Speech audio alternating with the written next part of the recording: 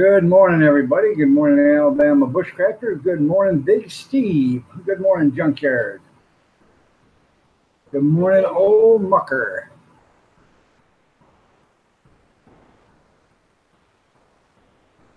A wife keeps you up all night.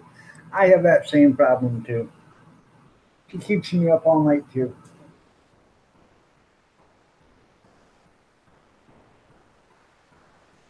I think you snoozed a little bit about midnight. I was up, I don't know, 3 or 4 times this morning. Um, by the time I'd get up, I'd run to the little boy's room. Then I'd come out here and um, I just posted a video. It took 9 hours for that thing to download or upload. So, well, he was on here. I don't know if he's here or not now. Theo, and Theo was here. So,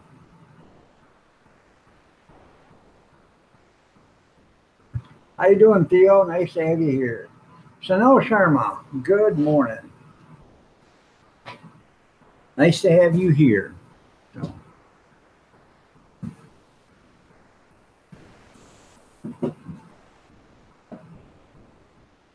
Sorry to hear that.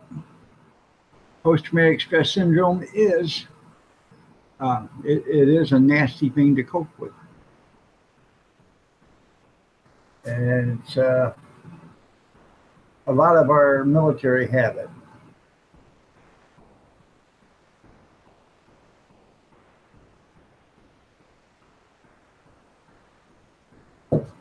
Let me turn this fan down some. There we go. No, it's my pleasure for you to be here, Sanel. Thank you for being here. I appreciate it. I really do. So,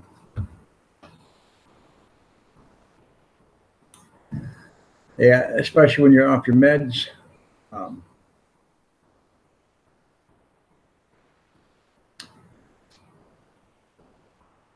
Have you? I know you do the herbal stuff too there. But have you ever looked into other natural ways?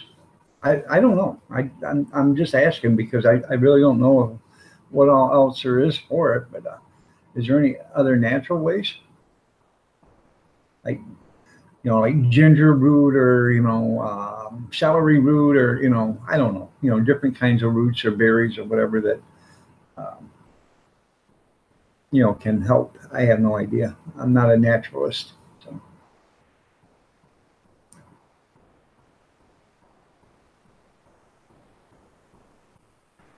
Yep. 1, 2, 3, 4. I love the Marine Corps. Emery, man, I love that guy. Oh. Ozark Johnkins, how you doing? Nice to have you here. It looked good, man, but I'm telling you, the meatballs were something else, and do not attempt that at home.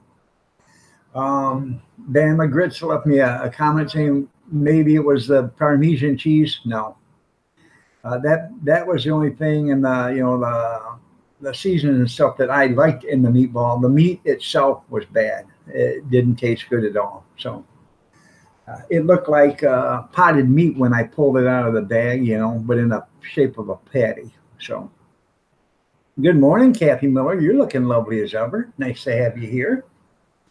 So,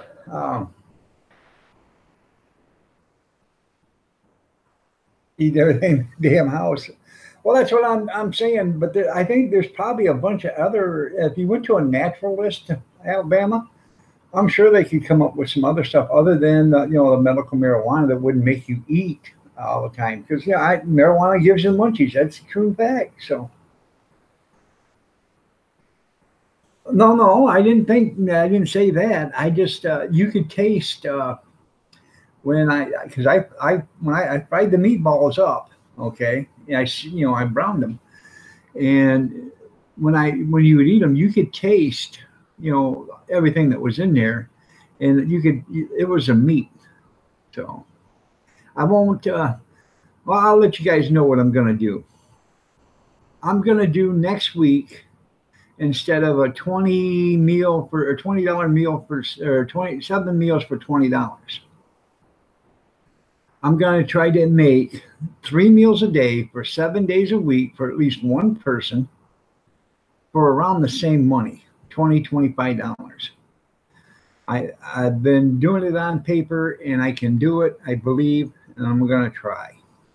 But I'm not having them burgers. I can tell you that right now. I'll go find a different kind of meat source that they have and use that instead. So I bet acupuncture really helps. So good morning, Gene Chambers. Nice to have you here. And by the way, Bama Grits, you are my sunshine, my only sunshine. You make me happy when skies are gray. Good morning, Bama Grits. You're looking lovely as ever. So don't like you calling me mama dog, then fine. So, but anyways, um,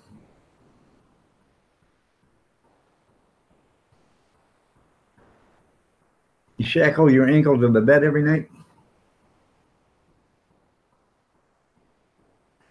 Yeah, when I first pulled it out of the package, it didn't it probably doesn't taste bad. It just didn't look good, you know. Looked like potted meat in a patty form.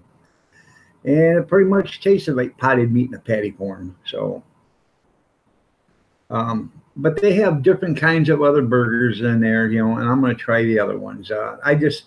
The reason why I got those is because they were bigger and I figured there'd be more meat to put in, you know, to every dish. So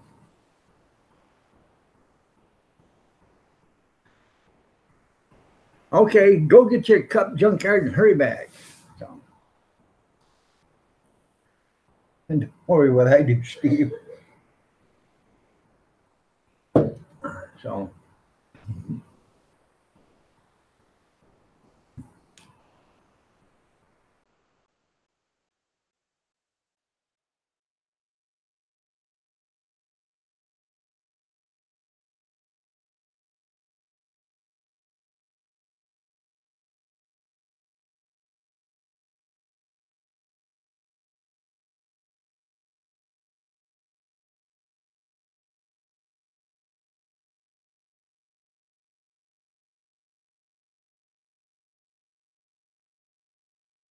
thank you.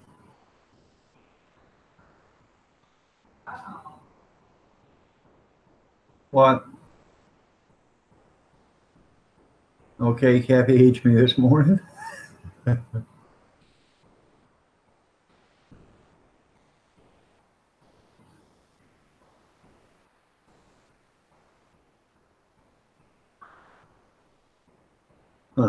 Good morning, Kevin. Nice to have you here.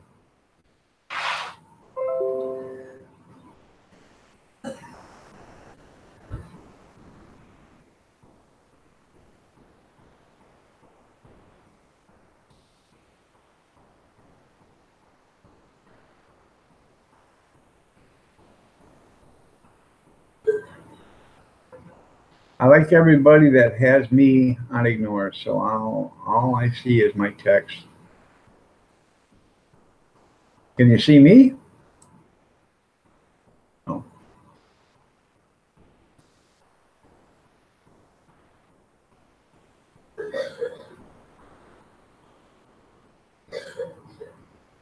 Only love, love, love. No, you're not the only one here. Everybody's here. You got Gene Chambers, Bobby Sprinkle, Big Steve, Junkyard, Bama Grits, Kathy Miller, Old Mucker, Kevin Miller. Did I say Junkyard? Theo. Oh, there's a lot of people in here. I don't know if no, there's a lot of people in here. I don't know if you can't see them or not, but so nobody's ignoring anybody. Okay, I'm glad you see me. I want to be like Mrs. B. I see Alabama. I see Bobby Sprinkle. I see Bama Grits. I see Kathy Miller. I see Kevin Miller. Do be a do be, don't be a don't be. So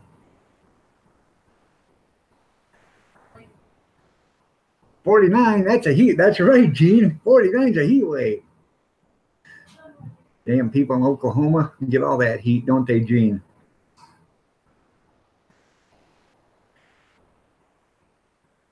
I didn't forget about you, Bobby Sprinkle. I said Bobby Sprinkle in there once or twice. Oh. Nice to have everybody here. There's 13 of you. 6:40 in the morning, so it feels good after all them hot days.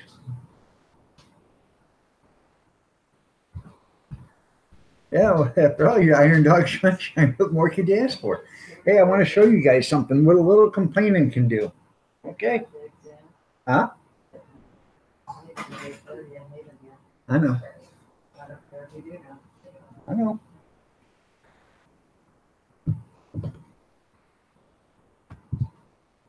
Okay. Fans that I complained to see that? I wanted to show you this. Let me get this all set up.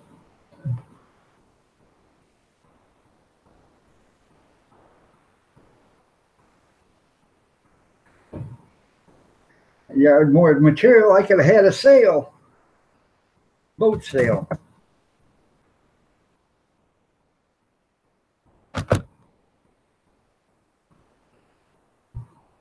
See the difference? Everybody thought I was kidding when I said there's a difference. There is a difference. This right here was printed with some bad ink. This one was the one, they just sent me this yesterday. So I wanted to show you that. So if you're tired of winning and you're really tired of winning, if you're really tired of winning and tired of winning, vote for the Democrats. Yeah. Bite your tongue, Kevin. You got to get some sleep some kind of way.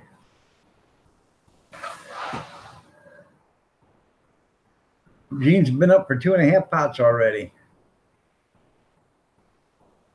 All right, there.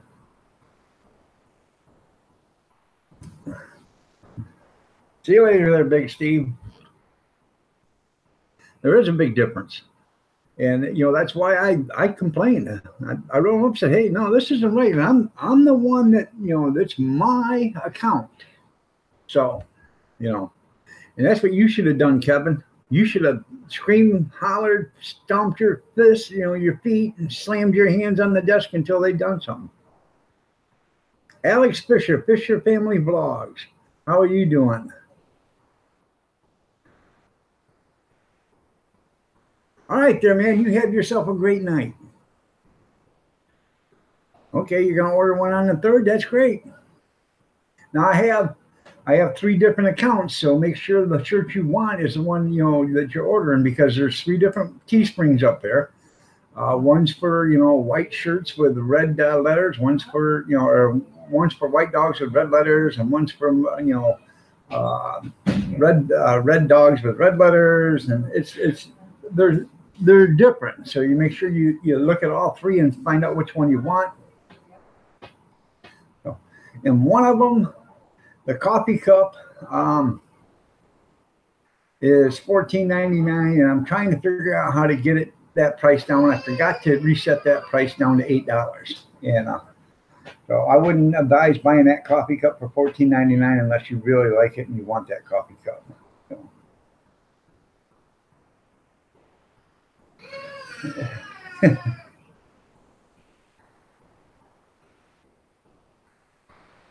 No. Mid-morning pizza. You're off to the flea market.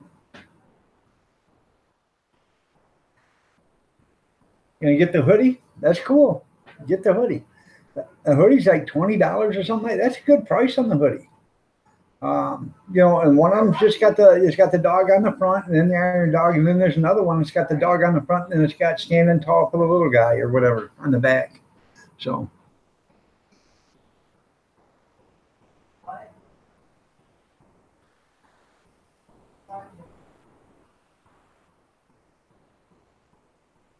But they're nice. It's a nice quality shirt. So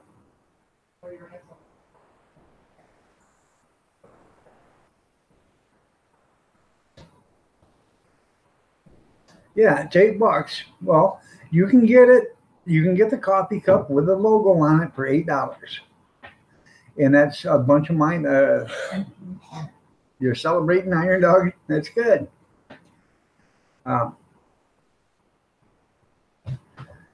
what are you celebrating? Um,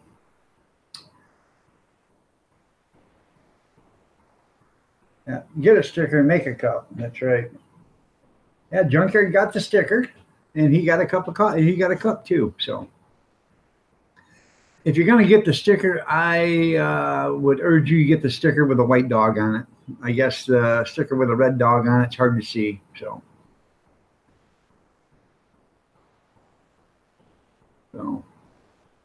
um, that's why I redone everything in the white because the way that looked, the first shirt looked like, I wasn't going to do that. You know that just didn't look great or good to me. So and come to find out, I was right. It was the ink problem. So they in fact emailed me and said yes, there was an ink problem on that, and they reprinted me a new one.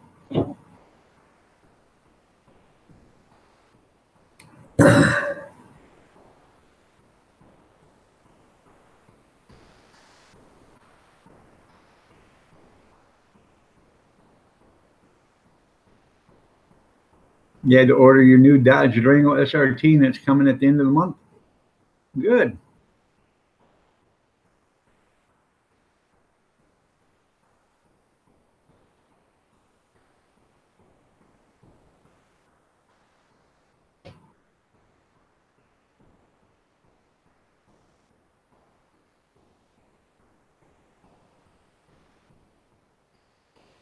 I do have a Saturday. I will not be here. Bobby Sprinkle will be doing a live stream. Uh, I have to be in Archbold, Ohio for um, an auction, so I'll be there. Um, it starts at 10. I figured I got to get a hold of the guy because he can't. He doesn't know if there's going to be room or not for me to be inside. I got to find out what the weather's going to be like because if it's going to be raining, he's going to be short a vendor if I can't get inside because I'm not sitting outside underneath the tent in the rain because nobody will stop and buy hot dogs or sit out in the rain to get a hot dog or a cup of coffee or a donut. So, um,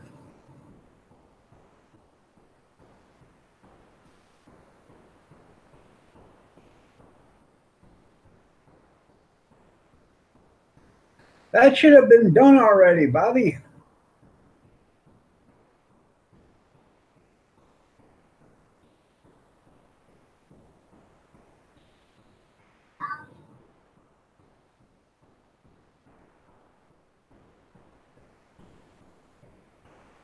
Good morning, Dirty Dog Diggers. You are looking lovely as ever. Nice to see you here.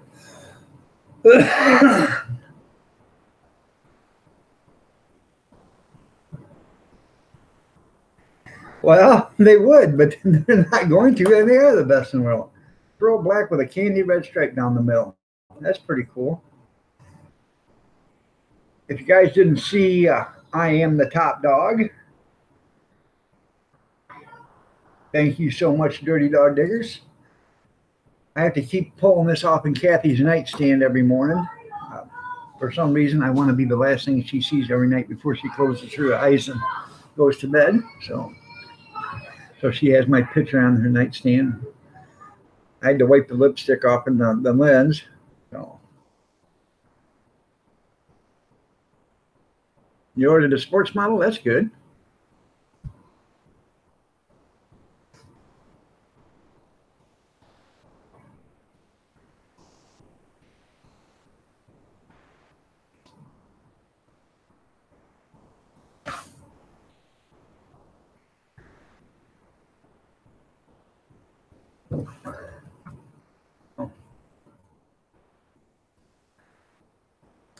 I if you haven't seen the spaghetti one, it's a good video. It's a 20-minute video. That's the thing about it. Because I started it on Tuesday night. I pan seared, made the meatballs and stuff like that. It is a good video. It just, the meatballs did not turn out like I hoped they would. And so if I ever do it again, it will be done with something different. So you arrested yesterday because it was supposed to rain. Well, you're supposed to go out there and work until it rains, everybody. That's how you do it. You got the hood up in this car or up in this truck? Kelly Paulson, good morning. You're looking lovely as ever. Nice to have you here. Had to order from the factory. They didn't have it at the dealer.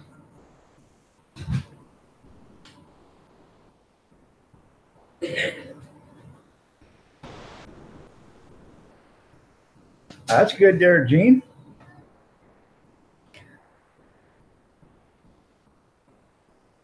I went to, when we had our camper, I went to the Salvation Army. And I walked in there and there's this little couch in there. I started looking at it. And it was a hide-a-bed couch.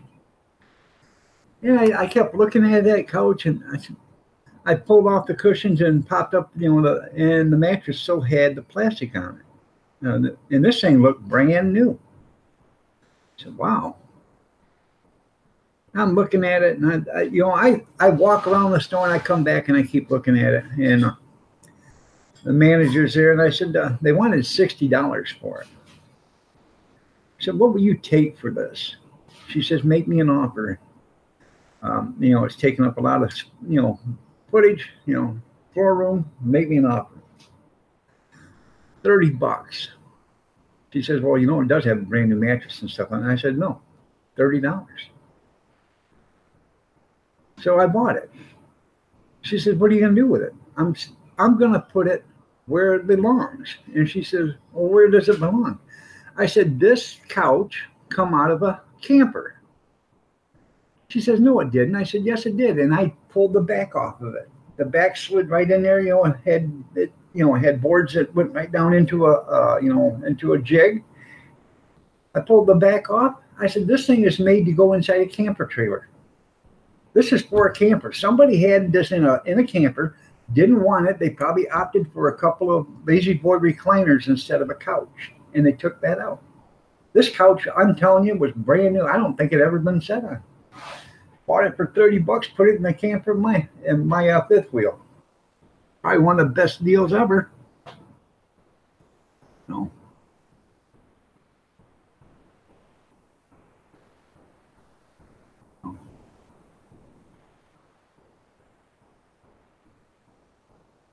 Thinking about buying a new Z71 pickup? Well, you got all the money in the world, Junkyard. You can afford to buy a brand new pickup.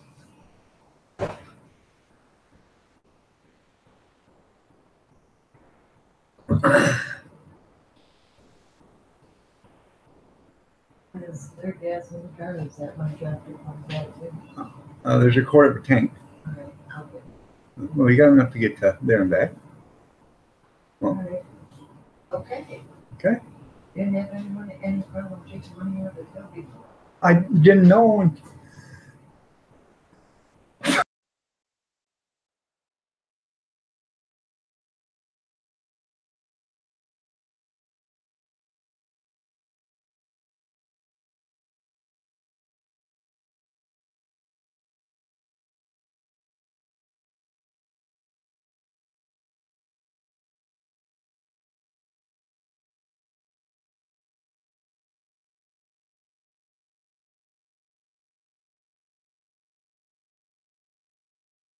All right, I'm back.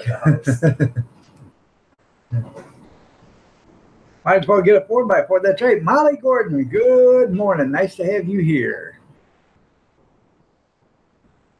Oh.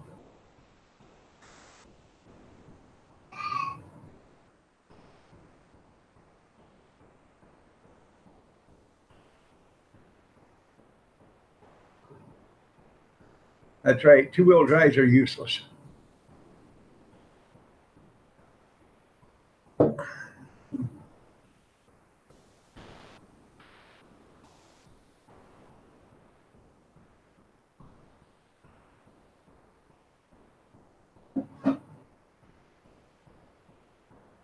Yeah, it's a $10,000 option, but when you go trade in, everybody's got them cabs. Nobody wants them.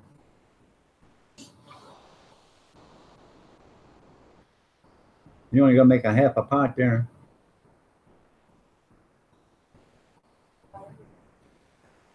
There was a woman that ordered one from the Chrysler dealer, and she ordered the Super Crew, and it was a six-door Super Crew cab. This was, I don't know, 5 or 6 years ago, because 7 years ago, because I was looking at the truck they traded in, and what they traded in was GMC 2500 four-wheel drive crew cab, completely two, four doors, and not the half doors or whatever, with an 8-foot box. And they told me she ordered it from the Dodge dealer, the truck she got. She got a 6-door because they owned the farm, and they had 6 kids or whatever, and they could only afford one vehicle, so they decided to get the vehicle that would help them on the farm and carry all the kids plus them. And I'd never seen a 6-door pickup running around here until it was like, I don't know, 2 or 3 months after that. I seen this orange pickup come running by with 6 doors in it, and I guess that was them. But I bet that truck was probably $60,000 back then, or better. They wanted $15,000 for the car or the truck she traded in, and I had them talked down to 9,000, which is probably about 3,000 more than what they give her for it. But we took it for a test drive in the middle, at night, and the dash lights turned off, the headlights turned off, everything turned off, and then they turned back on. Then they turned off, and then they turned back on, then everything went fuzzy, and then they come back on. So I took him back and said, "Hey, you got to fix this problem before I buy it." And he says, "No, we're not going to." I said, "I don't want it then." Then about a week later, he calls me up and says, "Yeah, we fixed that. Now, are you still interested in that pickup?" I said, "No. You should have told me back then you were going to fix it, and I'd have bought it." By then, I had already bought another pickup. So,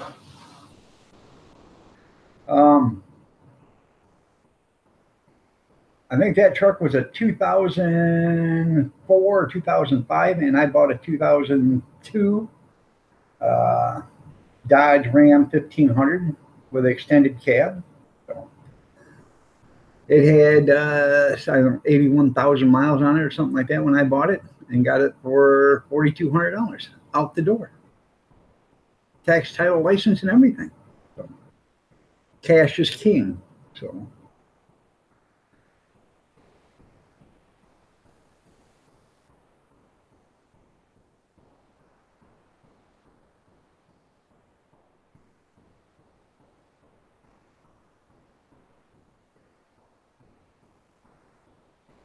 Yeah.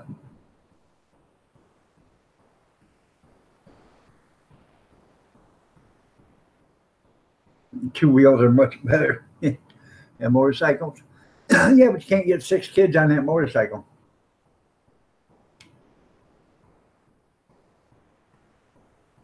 No.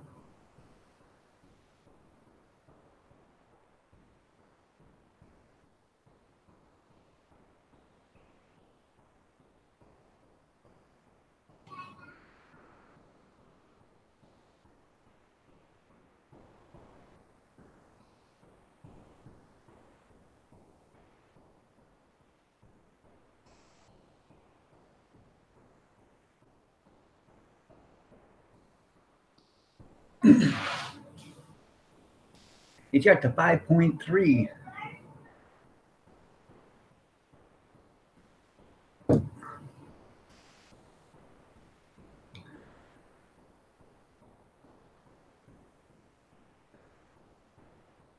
Well,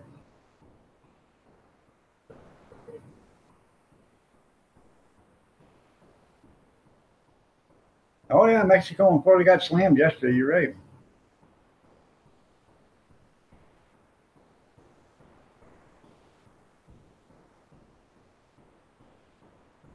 Oh, that's pretty cool.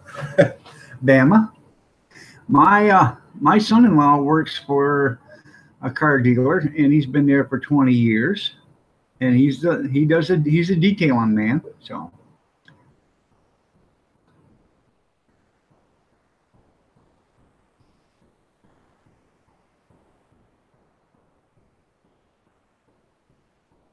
that is fast for any SUV. But there's Ford, Chevys, Dodge, and all of them can do 180 mile an hour if you throw them off a cliff, roll them down a hill. Wouldn't trade her for a Coupe de Ville.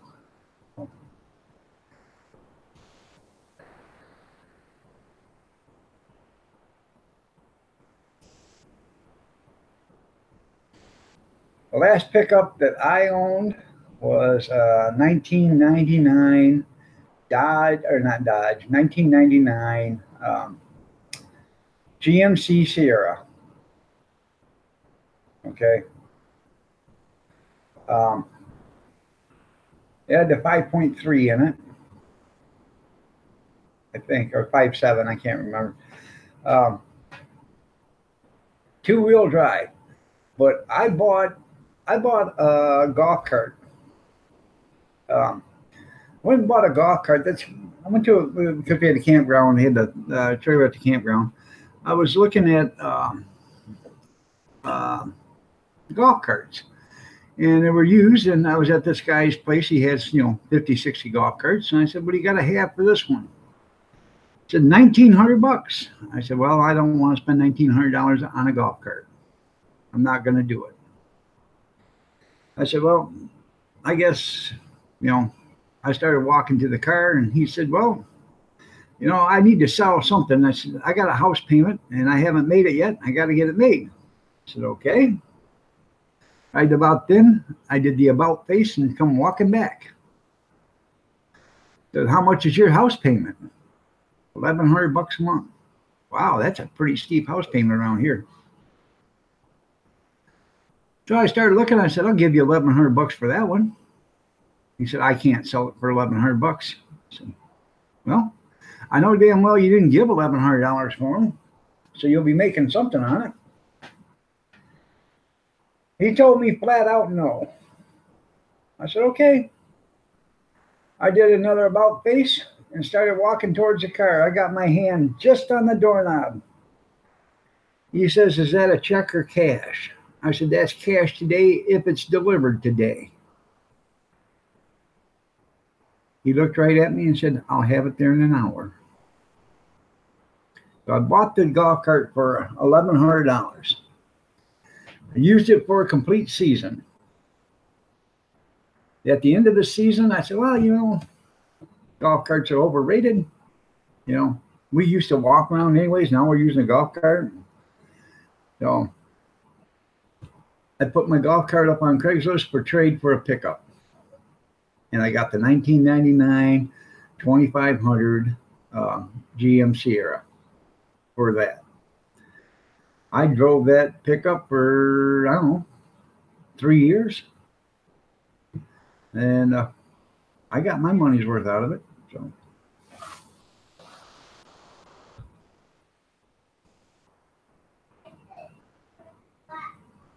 well, that's pretty cool there. Return of the Cat's Eye. How are you doing? Nice to have you here.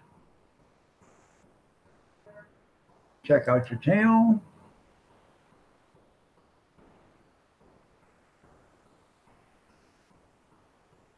I'll have to do that there, Bama. Return of the Cat's Eye. You have 622 channel followers. By the way, Return of the Cat's Eye, you're looking lovely as ever. Nice to have you here.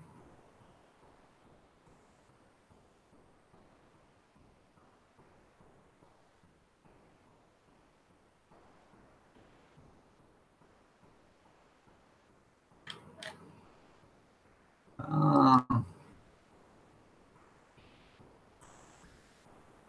World's first Flying car.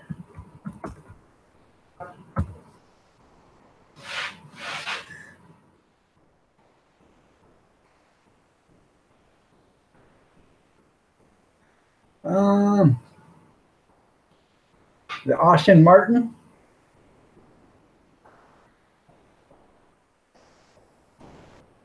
It was on Fox Business. Well, let me tell you something.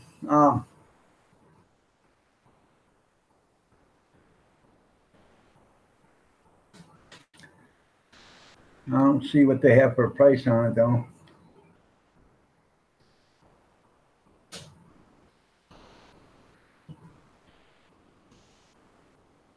I'm sure it's kind of neat, but I do believe they'll make you get a pilot's license and all that other stuff just to have it. So, just me. Good morning. You're looking lovely as ever. You need to give birth to a Democrat. Well, make sure it's Feinstein or Maxine Waters or Nancy Pelosi or Chuck Schumer. You know.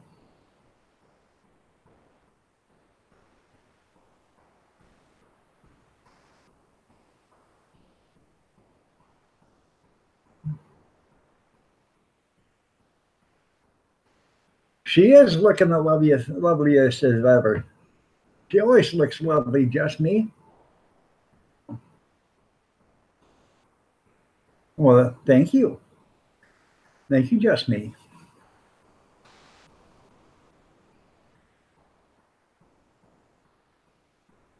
By the way, Cat's Eye, we're here every morning, Monday through Friday at 6:30 a.m. Eastern Standard Time. Saturday and Sundays, if I don't have anything to do on, for a hot dog event or something like that, we are here usually 7:30, 8 o'clock, depends on what time I roll out of bed. But we're usually here, so.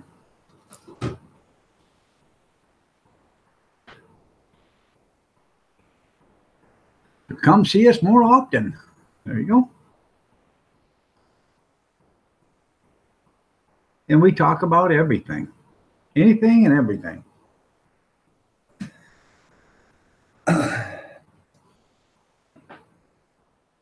You're welcome. Please pardon your grammar. No.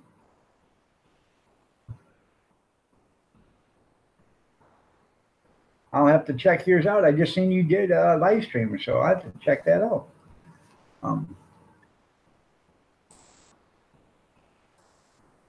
Now, when you do a live stream, do you actually show yourself on video, or is it just a picture?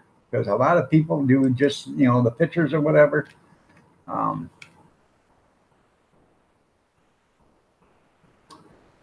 not a big fan of that. But, to each his own, so.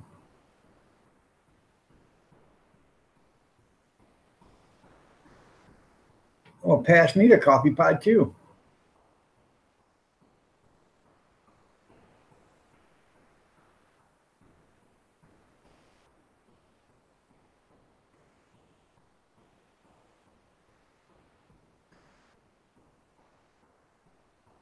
Well, according to her avatar picture, she is Alabama Grit. She's looking lovely as ever. I do too. I go to a live stream and there's, a picture, they have a picture of them on there. And after a few minutes, I get bored because, who wants to just hear somebody talking? Don't you want to? If that's the case, then, it should be YouTube radio, not YouTube video. Radio. See what I'm saying? So after a few minutes, I get bored and I walk out of there because, if you don't want to, put yourself on a video, I don't quite understand, if you don't want to be on the video, then why are you doing a video? So. Because not everybody wants to show their mug like you. Well, I got a good-looking mug. I don't know who lied and told you that. Watch it, that's full. No. Yeah, I walked right out of there. That's right. No, it's Oh. not gonna. All right, Kevin, I love it. You have a great day too, man. Huh? It's not gonna be sunny. Just me said laugh out, or Kathy laugh out loud. No, you can't take it and put them on while you're done in school. No. Fine. Come on, you're sleeping. Go. Well, like I said, Mucker, one is a radio and the other one's a video. You know, one is you're on. If you're doing a video, you know, live stream or video, it's like TV. Okay. If you're doing a video and you're not on and you're not showing yourself, it's not like TV. It's not like, you know, it's not like you. What it is radio. That's all it is radio. So it's like this. Would you like to see this all day long? You can hear me talk, but you can't see me. Can't see a thing I'm doing. As far as you guys know, I could be mooning you right now. You don't know. You know, you have no idea what's going on. That person could be mooning you. That person could be eating dinner. And that person could be doing anything he wants or she wants. That person could be doing everything behind that screen and you not know it. Sort of like this. See? Hi, everybody. Ta la la la.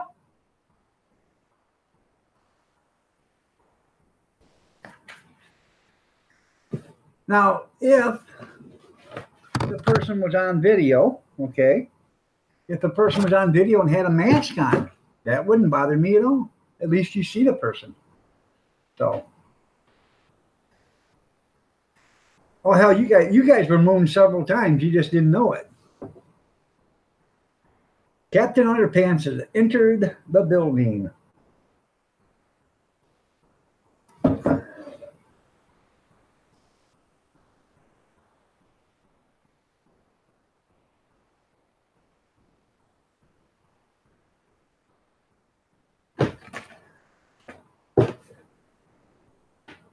Oh.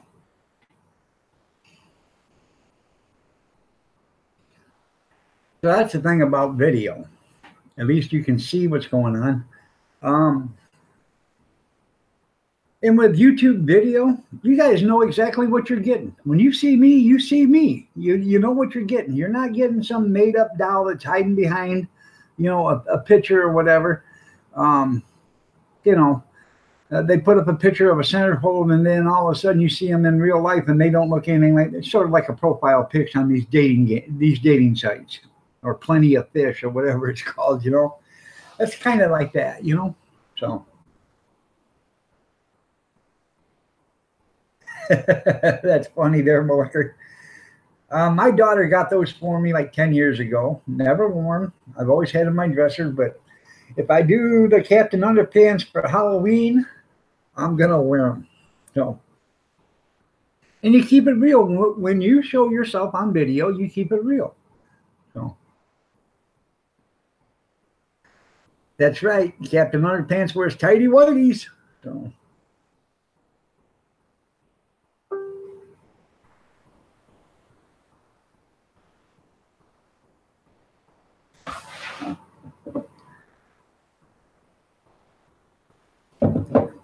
Just a second. I have to go comment on something on Facebook. So.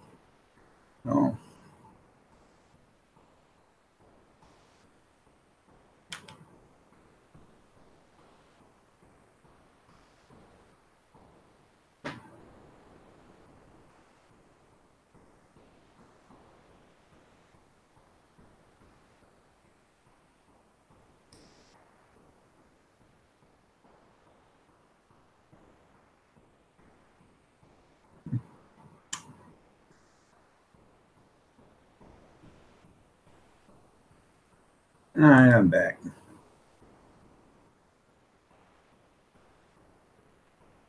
Some people.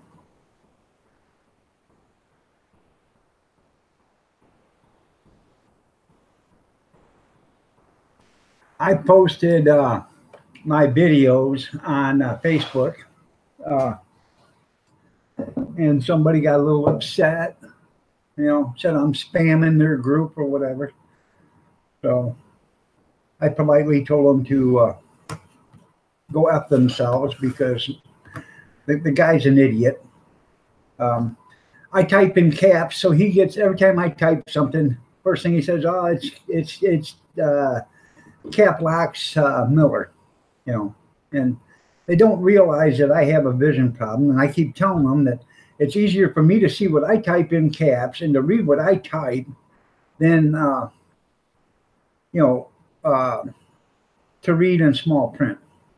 I can read what you guys are writing only because I've got this thing far enough away to where I can read it. When I type to you guys, I got to reach up here so I can type. And then when I get so close to the screen, everything gets blurry. So I got to get the type up big enough to where I can see it. But back here, I can read it. Okay.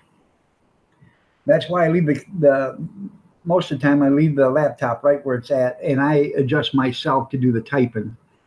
And that's, if I left it back here, and I wouldn't be able to type, but I could read it. So that's why I do it. That's right. That's why I type in caps, is because according to my eye doctor, I can pass an eye test, but for my driver's license, but I don't know, because I went to the eye doctor in the first part of July. The middle of July, I went to the driver's license bureau to get my driver's license, and they never give me an eye test. So I don't know if I can pass an eye test at the driver's license bureau because I didn't get one. But I do wear reading glasses, and these are 3.25. Okay, and when I read them, I can read this kind of stuff, or I can use this or I can see that stuff. Okay. But I don't like wearing them all the time because I'm just not a glass guy. So, but when I type, I can type like this, and I type so I can see it, in the caps. And then when I'm back here, I can actually read it. It's just, 6 inches is the difference. So.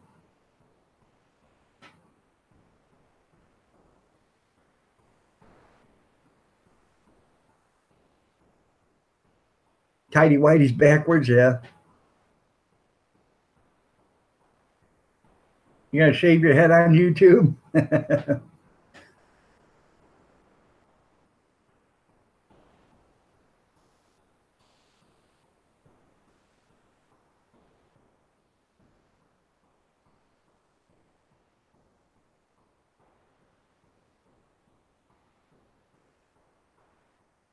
Well, that's what I tell him.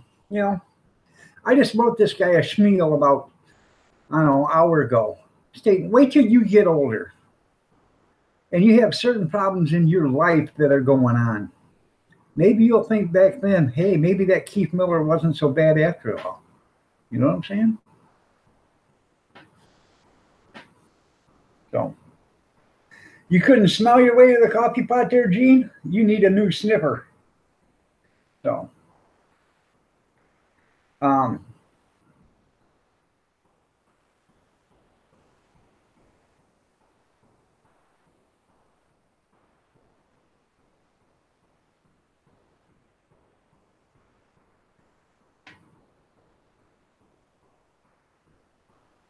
You stay so damn angry all the time you don't know why?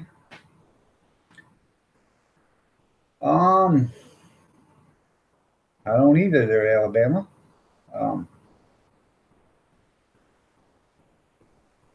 Anger. Wait a minute. There is medicinal stuff to, natural stuff to calm you down. And, even though you're post-traumatic stress syndrome disorder, there is some naturalist stuff that you can use, natural herbs and stuff like that'll help you with your anger issues. They'll calm your. What it does, once you got to lower your blood pressure. Anger comes with blood pressure. I'm telling. When you get mad, your blood pressure shoots up. When your blood pressure shoots up, anyways, you're mad. Okay, you're not. You're uneasy. Let's put it that way. You're not mad, but you're uneasy. So if you're aggravated, your blood pressure's elevated. If you're angry, your blood pressure's elevated. If you're not at rest, your blood pressure is elevated. So if you can find some way to keep your blood pressure from being elevated, that'll probably help you get rid of some of that anger. I'm just saying, I don't know for sure, but that could help.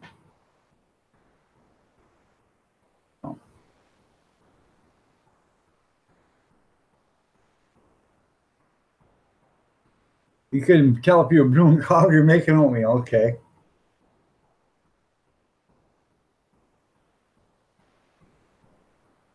Yeah. 4 counts in. 1, 2, 3, 4. Hold your breath. Count 4 out. 1, 2, 3, 4. Repeat. It's like the same thing, when they tell you if you're upset with your kids, count to 10 before you do anything. It'll calm you down. It's the same way it should be with you. Your blood pressure is normal, but when you're aggravated or angry or upset, your blood pressure will go up.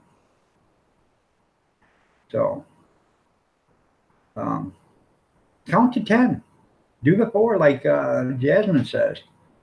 Take 4 breaths in. I'm assuming that's what you're talking about. Take 4 breaths in, hold it for a second, let it out. That's, and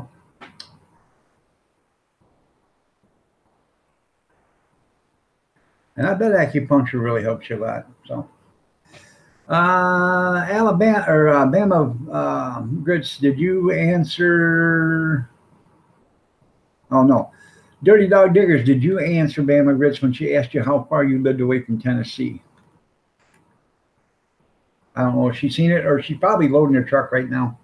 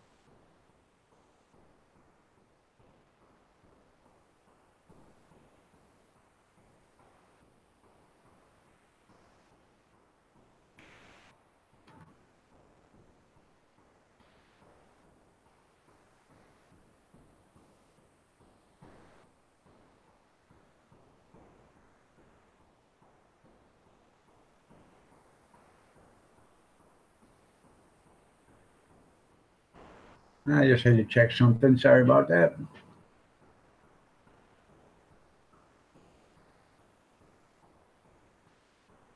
A dog's life is never done.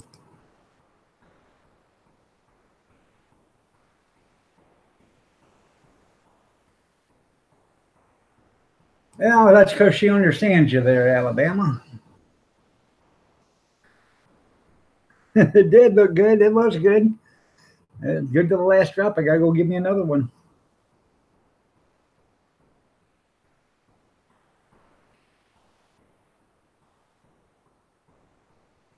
And in fact, I'm using my milk that I bought from the Dollar Tree, the carton milk, as my cream. So.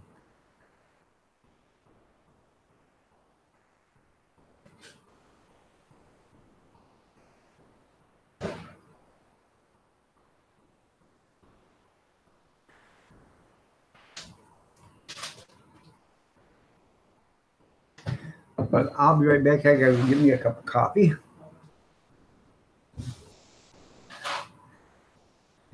Kathy's on her way to the computer. Ah.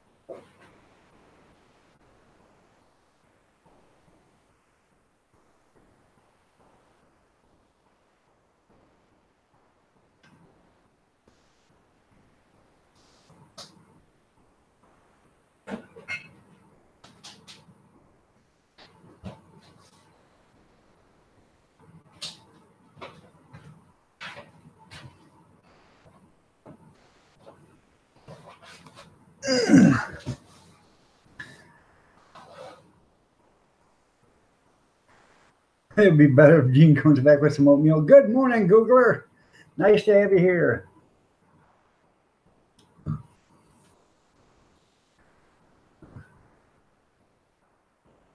You drink Folger's breakfast blend?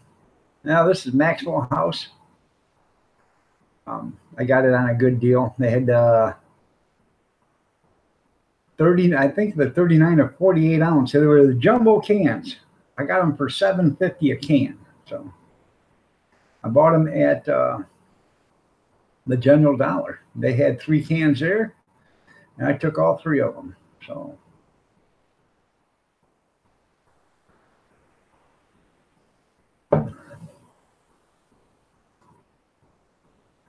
yay, Kathy's gonna come say hi. Yeah, that's right.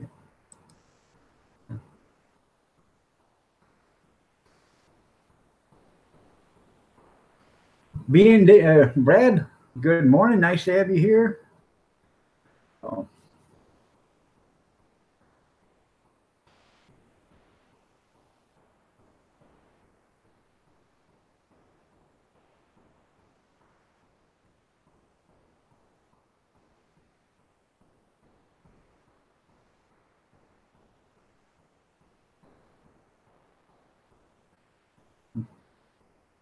Alice, Tim's World, good morning. Hey, while she's in here, so done there. Isn't today the day you get your material to start working on your patio today there, Googler? Today, 50 degrees would be a good day to do the work on it. So, Gene asked you how your back was doing. I don't know if you've seen that or not, Kathy. Yeah. While she's in here talking to you guys and you're talking about me, I should have went and done it while I was getting you a cup of coffee, but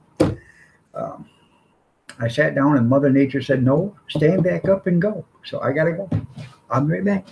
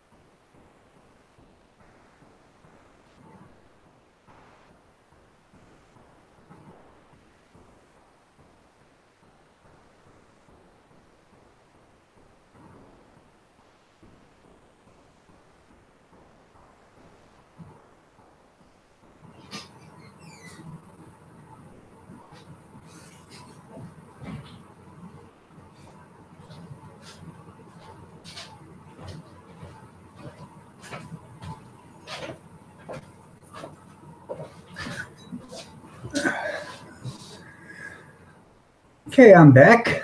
Let's see.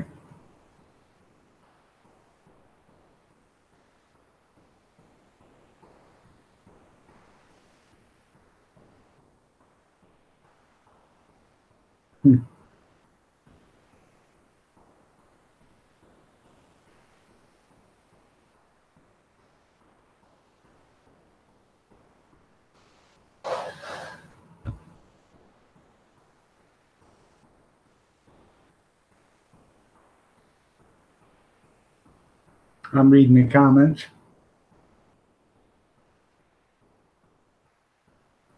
Yeah, but your idea of freezing in California is 65 degrees.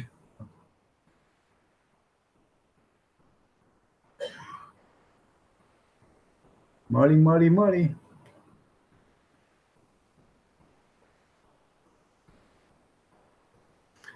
Who's ignoring you?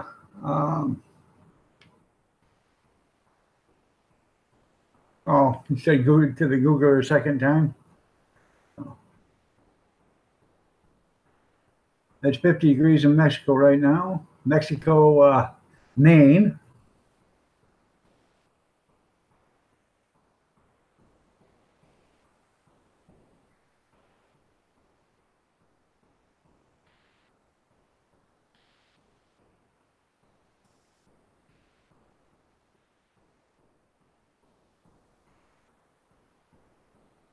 I hope the taco crop didn't get hurt. Well, TMI there, Alabama bushcrafter to me, TMI.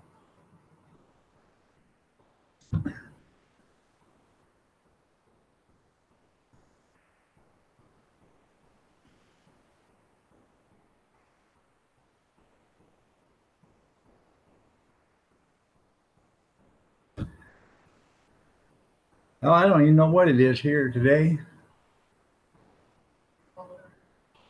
Colder than shit.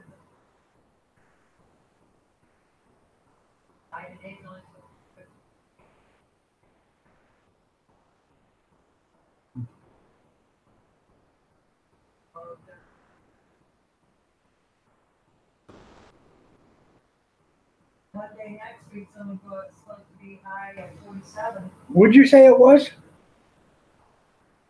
Only supposed to get to 50. Well, right now it says it's 60. My weather says it's 69 degrees. Go step right on out there, big boy.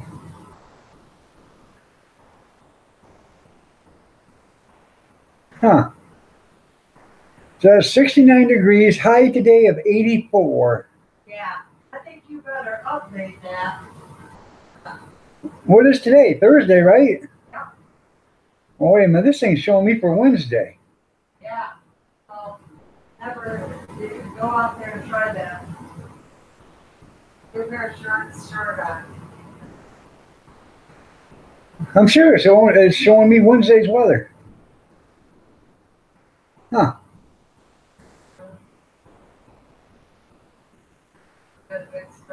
Today, Saturday is 50 to 3 degrees, sunny, partly cloudy. Your last one day. Next week's only supposed to be high at 47. All right. I'm going to shut the phone off and then start all over again. Maybe that'll work. Day late and a dollar short. That's right, there, Junkyard.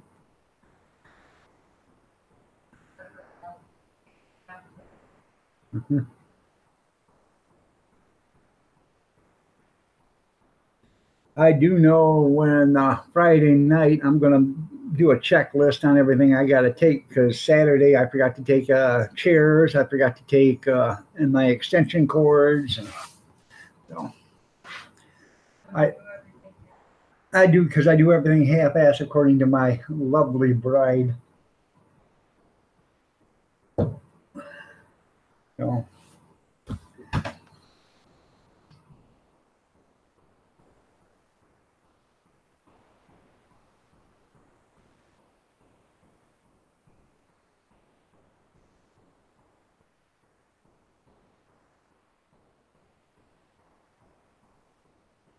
Good morning, Kevin Helmy. Nice to see you here. Tim, maybe a quarter ass. There you go. Well, there is tracking devices in all them Chinese phones and stuff like that. You don't think you're getting a phone from China and they're not being able to listen into what all you say or whatever? Well, they've already been accused of it. So.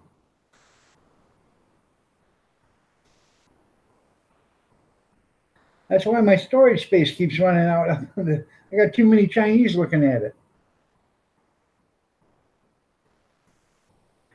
Huh. My weather hasn't been updated. It still says Wednesday.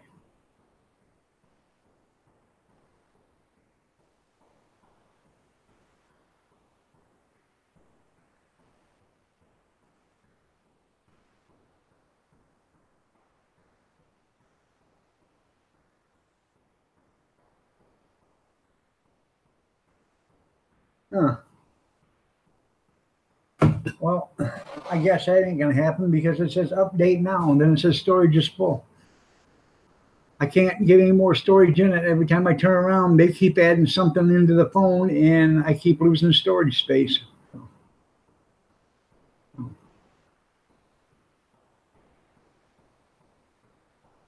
That's right. Make a list. I'm gonna try there, but then I'll forget the list there, Gene. Isn't it wonderful to be criticized for 35 years? Yes, it is, Kevin. Yes, it is. Yeah. Knowing every day that you don't make the mark,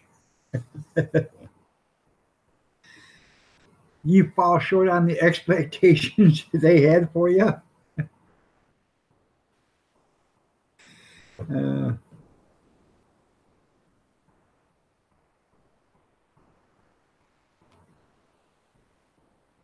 they are bad for you.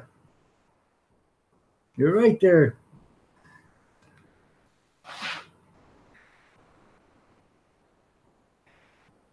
But it keeps wanting me to. Oh, by the way, did you guys see? They found an alligator in Lake Michigan. They caught it. Um, the other day, they caught an alligator in Lake Michigan. Somebody let one loose. So remember that the next time you're going swimming in your little fishing pond. You know.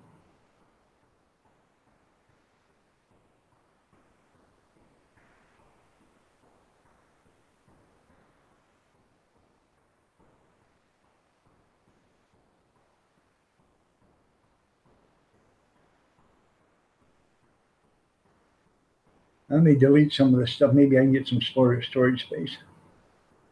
I doubt it though, because as soon as I delete it, they'll come up with something else.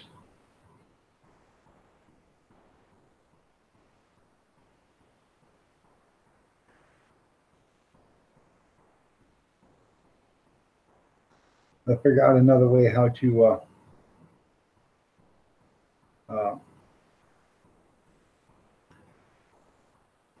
take my storage space away from me.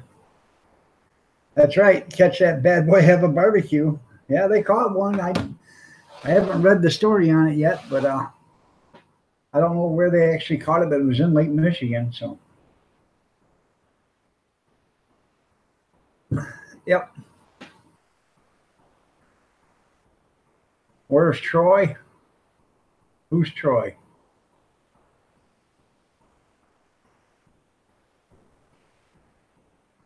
Oh, shoot, Jacob, shoot, shoot him, shoot him. Come on, Jacob. I can't hold him forever. Shoot him. Now I know what you're talking about. Shoot, shoot.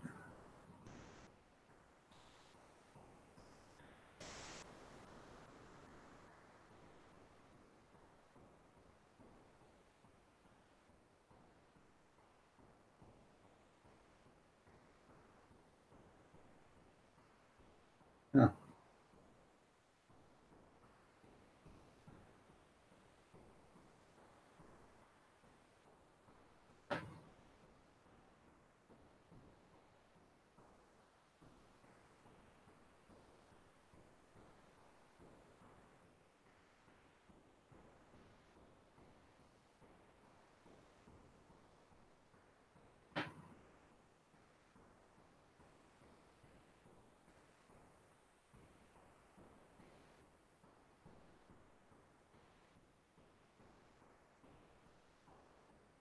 I've got everything cleaned out and I still don't have enough storage space. Isn't that something? Isn't that? Everything's cleaned out. The only thing I got going is system data. That's 4.57 gigabytes. And apps are 3.28 gigabytes. Everything else is cleared. But I can't get into the system data. So I have no idea.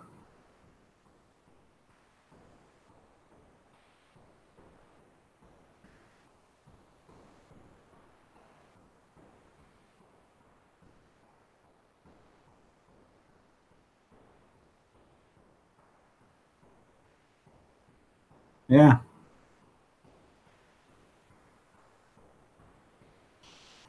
You're gonna make fried bologna sandwiches?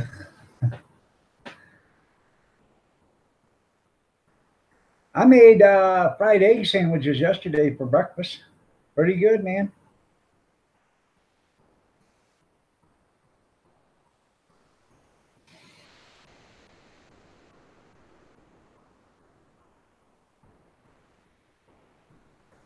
You haven't never lived, just me, until you've had uh, fried bologna.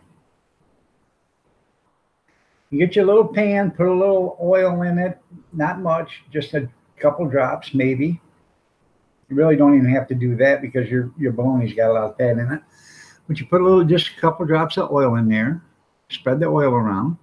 Take you a piece of bologna and cut an X in the middle, because with bologna, if you fry it, it'll bubble up in the center. So you cut a little small X in the center, throw it in your pan. I used to sprinkle some pepper on it and some parsley and cook it that way. And that's how I used to eat it all the time.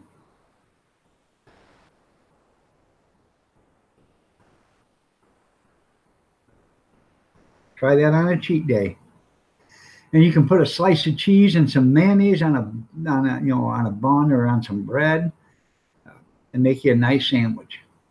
The thicker bologna is a better kind to use to make a bologna sandwich. Regular bologna, not Lebanon.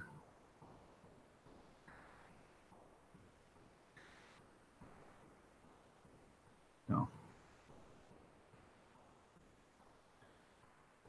That's the only way you eat your BLOGNA, because Oscar Mayer has a way with BLOGNA. Oh, Gene sent me a photo. Do you want me to show that photo, Gene? Go to the Panhandle Beach, the Waffle House. Is the Waffle House still standing there? No.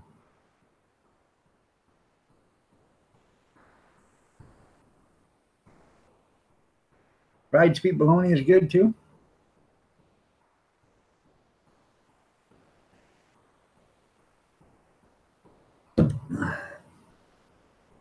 The sign is up. Okay.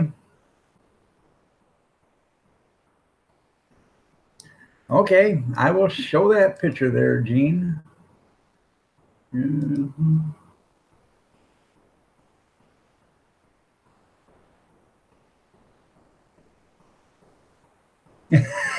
Oh, God.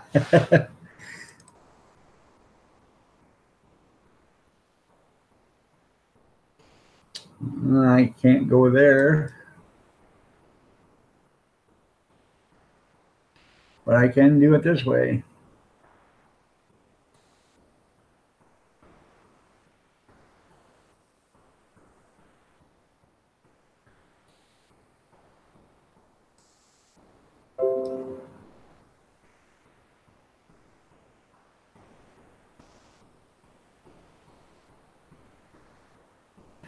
Give me a second because I have to, I can't show you the way I got it or where it's at, but I can show you something else.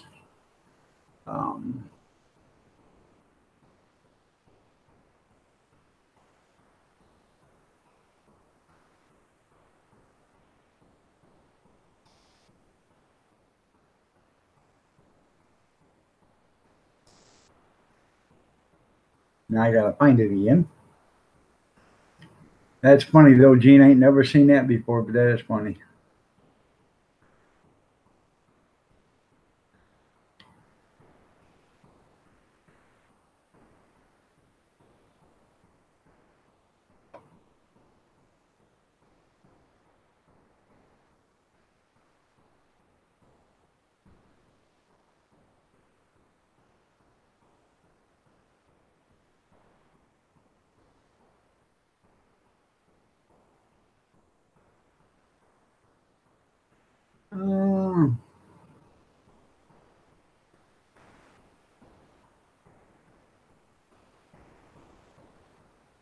Every time I put something in here, I have to search. I'll go right by it 4 or 5 times till I finally find it.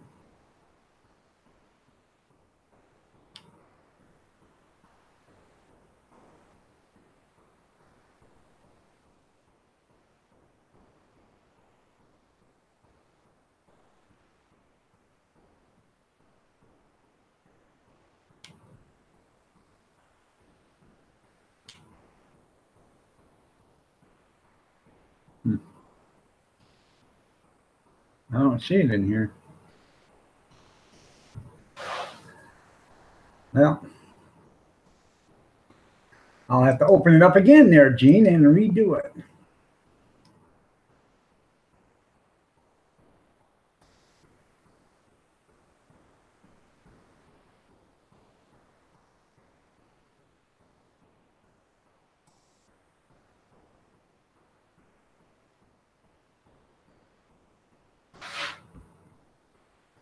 Let's see if it comes up this way.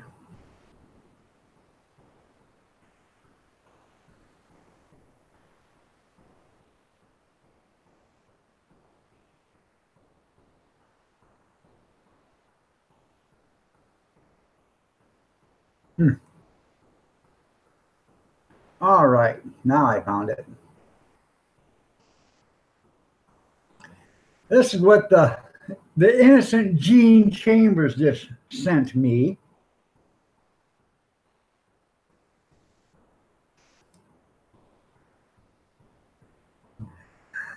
There you go, everybody. That's what Gene sent me. Yourchildhoodruined.com. Thanks for sharing that with us, Gene.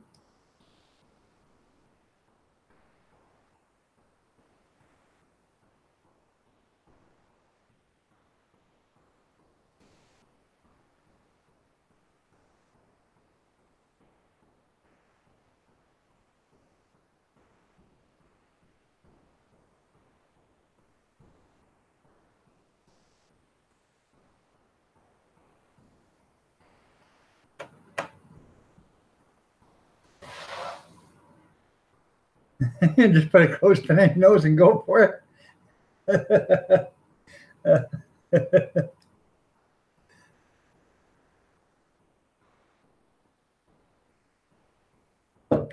You guys are dirty minded. He's talking about a dirty kitty.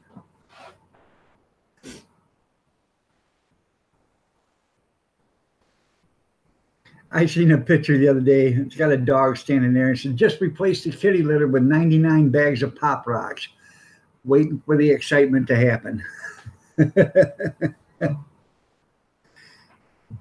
No, nobody likes a smelly cat.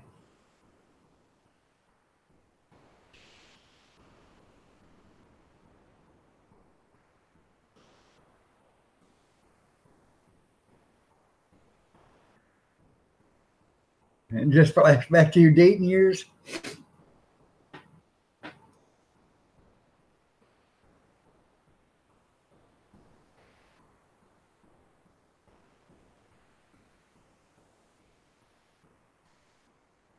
According to what they smell like.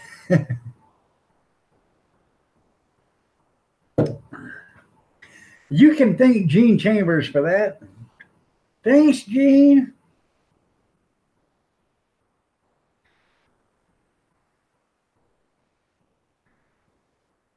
Grab your cat before Trump does. There's a sign here that says that. I just crack up every time. Like, really?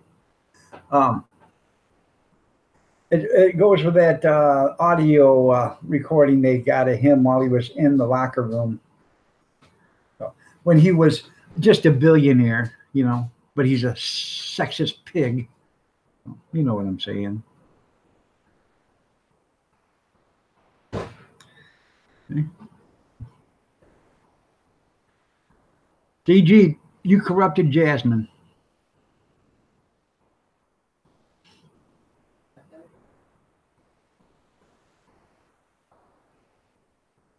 You was a preacher's kid?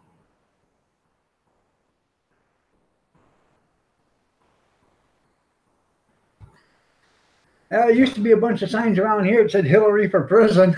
So, yeah. Okay, you got to leave in 8 minutes. Where are you going in 8 minutes? That'll be 7 o'clock your time, 8 o'clock my time. That's right, Gene. You are no longer welcome to join the Supreme Court justices.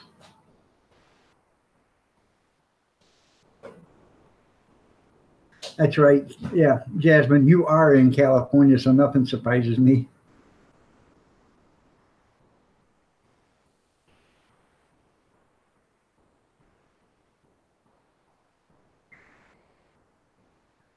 Probably would there, Googler. Okay, you got a doctor's appointment. All right. Well, hopefully everything goes okay with your doctor's appointment. I hope it does go good.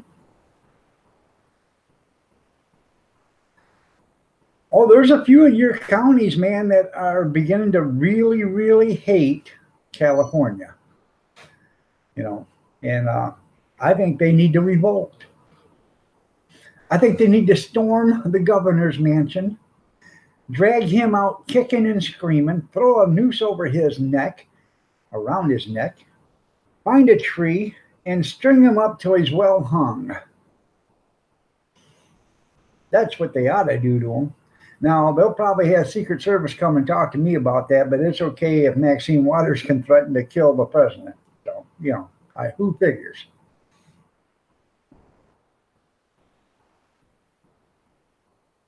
Divided. Yeah, smart half never gets on. Well, yeah, they never. Well, that's because the dumb half's the ones that own the TV stations. So, Jeff Skews, good morning. Nice to have you here. So, I didn't see you coming in, but sorry about that. So.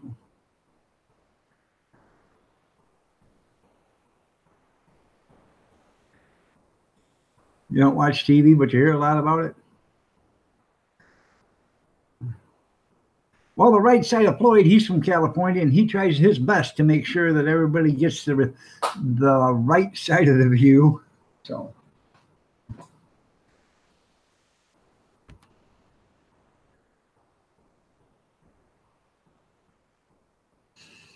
well, we don't. It doesn't make a difference whether you're gay or not. That's not it. They have an agenda there that they want to keep themselves in office. And by keeping themselves in office, they want to put the illegals, they want to give them rights so they can vote. And if they give the illegals the right to vote, that ensures them that they'll never be out of office. That ensures them that they'll be able to steal from the political machine for the rest of their lives, because they'll always be voted in. That's why people on the right are upset with people on the left. It's all about corruption. You can't be a senator or representative or whatever making $175,000 a year. I just froze up. Good golly, just froze up. You can't make $175,000 a year and be there 20 years. Okay, 20 years is just a little over $2.5 million, around $3 million, close to it. So you've been there for 20 years. You made $3 million, but you're worth $850 million. How'd you get $850 million if you only made $3 million in your lifetime or in the last 20 years? A lot of their houses are worth $4 and $5 million. How did you get them houses? It's corruption. So, Hal Kitten, good morning. Nice to have you here. You're looking lovely as ever.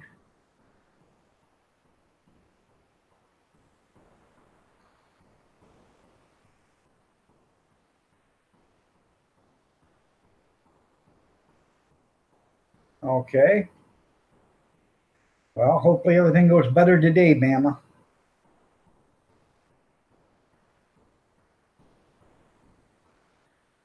Yeah, it is bizarre.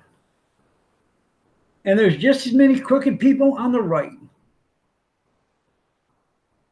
We need to take control of our government again, get it back to the people that actually care about the United States, not about their pocketbooks, about the United States, about the citizens of the United States. We need to get rid of all these senators and representatives that's been in there for 20, 30, 40. There's people in there that's been there for 40 years. Whose fault is it? It's the people that keeps re-electing them. They're not doing anything. Look at this Menendez or whatever from New Jersey. He just barely escaped with the skin of his teeth on bribery charges or absconding. I don't know what it is.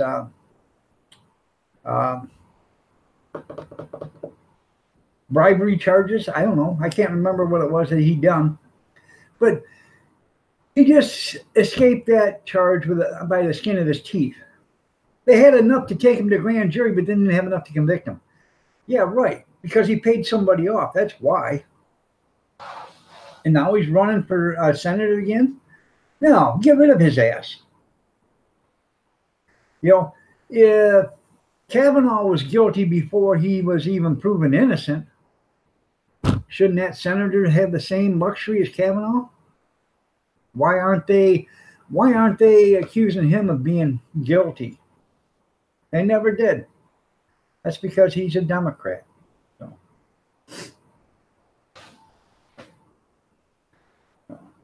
Hopefully everything goes good for you, Bama. We'll see you later. You have a great day coming back. I'm not being naughty. Gene was. So.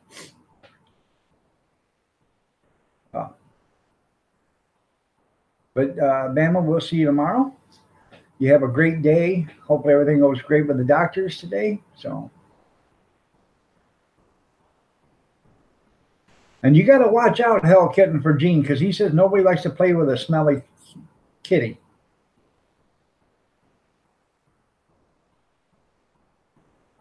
Or a stinky kitten. Something like that. I can't remember what it was. You got to watch them. Oh.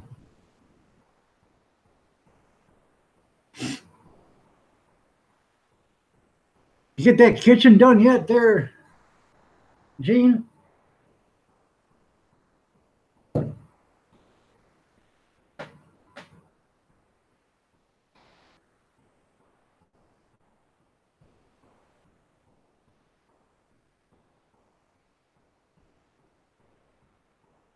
So no worries. Okay. Yeah.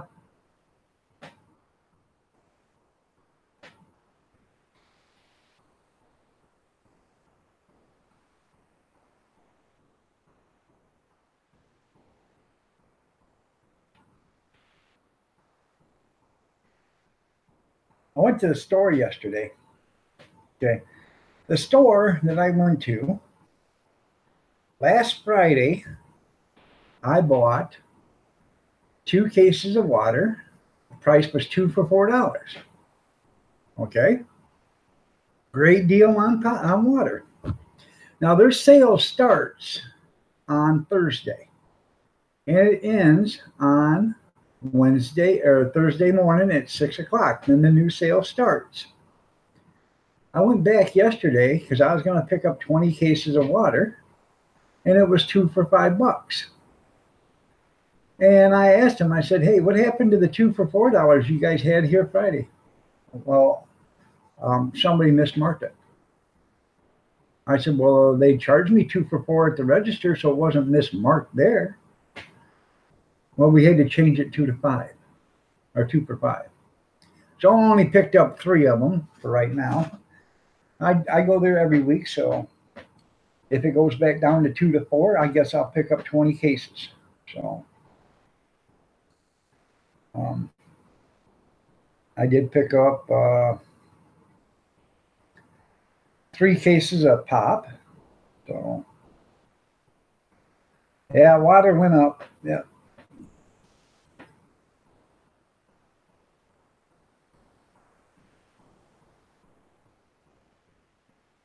Oh, I wouldn't doubt it. They never tell you. Hip hop.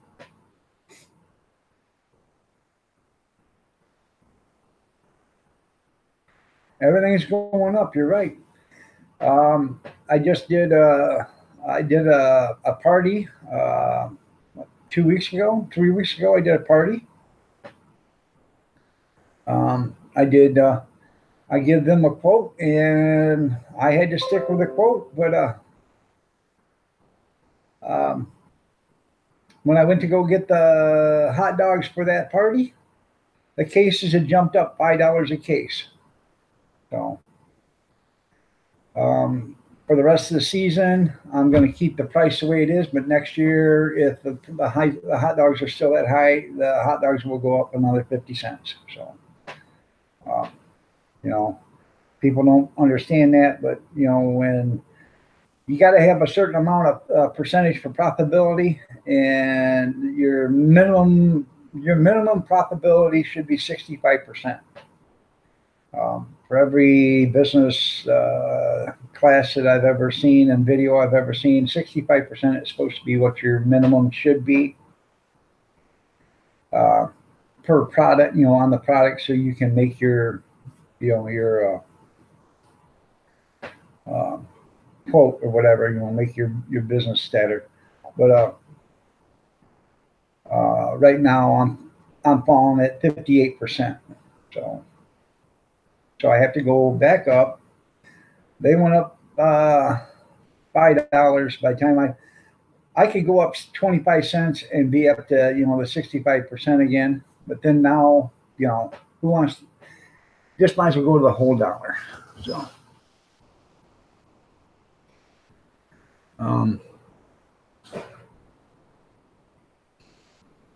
I did we did sausages, and they were a big hit. We got $4 a piece for them, and the profitability on those are, let's see, I can't remember. I have to, that's if I can even get my calculator to work on this.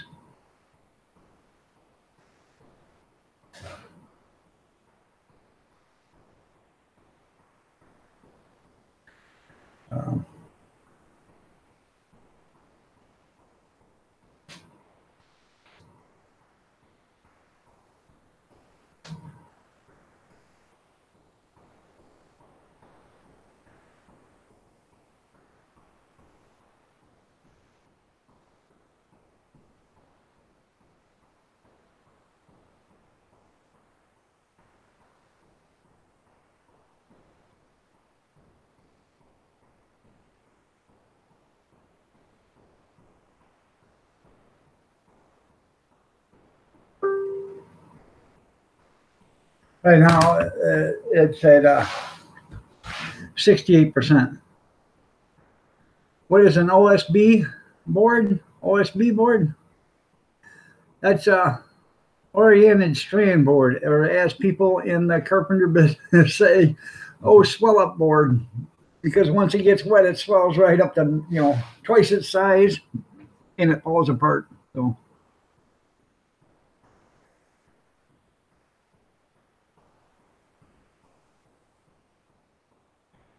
Yeah.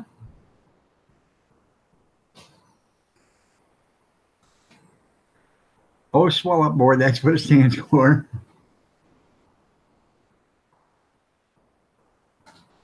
Yeah.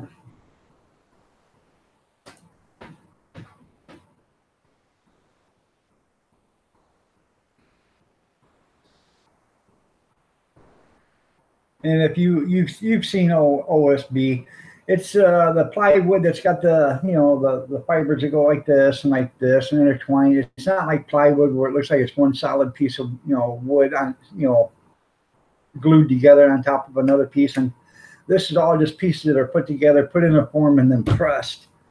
They're big wood chips put together, glued, put together, and then pressed together. You don't have a harmonica balancer tool to pull it off? Okay, Bobby. I'll tell you how to do it. You listening?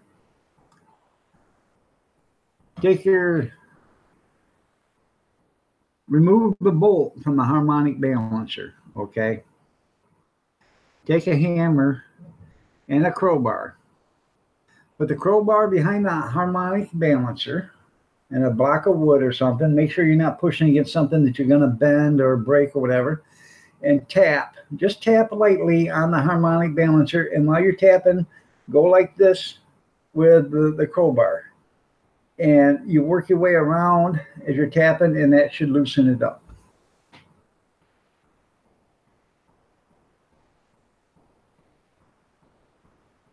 Do not beat on it, just tap on it.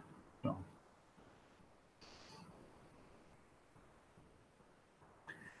And if that doesn't work, here's another thing you can do. Get yourself a piece of heavy steel, 1/4 inch or whatever, that, if you've got it, and leave the bolt in the harmonic balancer, but take it out so enough to where you can push against the bolt head, but it'll make the harmonic balancer slide. I will draw you something real quick how I've done it, because I have made one before.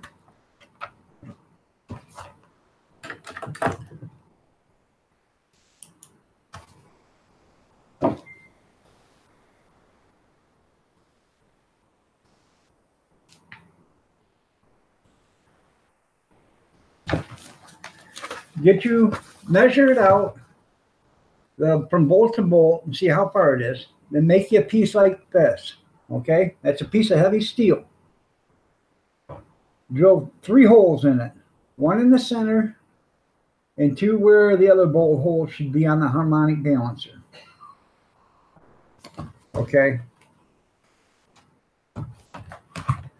that middle hole, you run a bolt through that middle hole, put a nut on the other side of that hole, and you put a nut on both sides of that hole, and you run the bolt through it. Okay, so now you've got a nut on both sides of that steel that you know, so that they're holding that steel in place.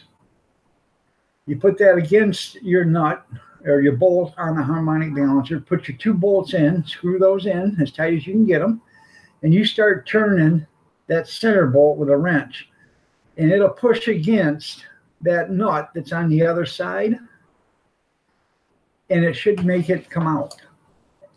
Or you can go to AutoZone and they'll loan you one or rent it to you. So, Alexander Smith.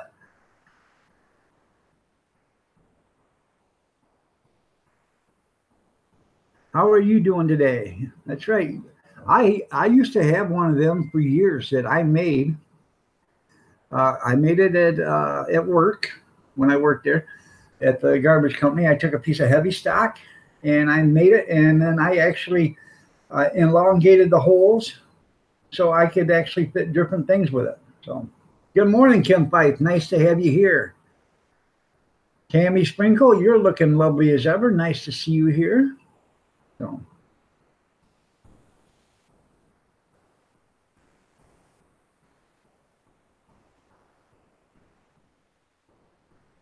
If you ever fix anything, you're going to ask about it here first. Okay.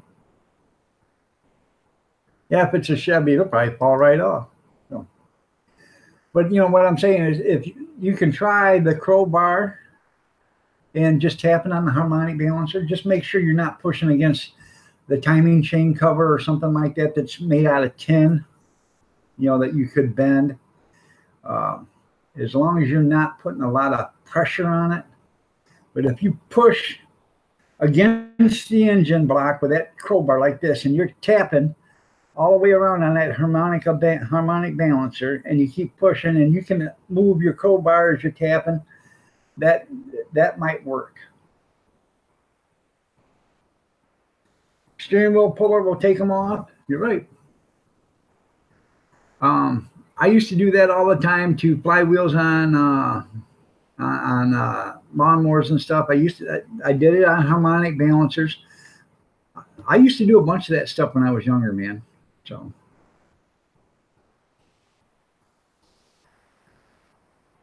before they become computerized and fuel injected and all that other good happy horse crap. I used to work on everything myself. I can still do the brakes and everything like that when if I can get down to do it like that. But fuel injection and stuff like that, I don't even mess with anymore. All right, Dirty Dog Digger, you have yourself a great day. Thank you for being here. I really appreciate it. I really do.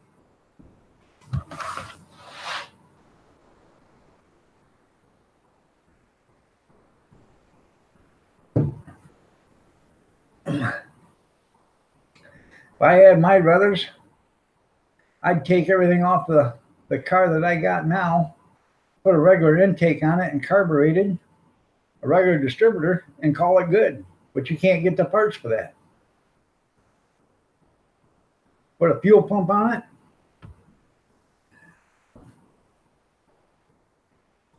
All it takes is your computer to take a dump, and you're out. You could be out $1,500 real easy. Yep. Back when you could actually see what you were looking at or working on.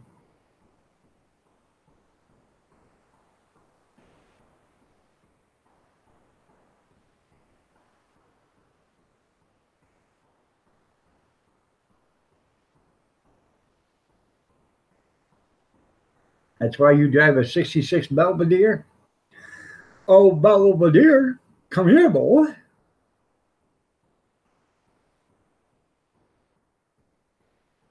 I'd love to get an old car. I don't care what shape it is, as long as it's got four wheels and the floorboards are still in it, and the quarter panels are somewhat still there, and the door's still shut. Yeah. 60s or 70s, early 70s, before they put in the electronic ignition. I think that come in at 75, I think. 74, 75. Even the electronic ignition's not that bad, because you can figure that out. It's when it all becomes computerized. That's when it started turning everything into junk.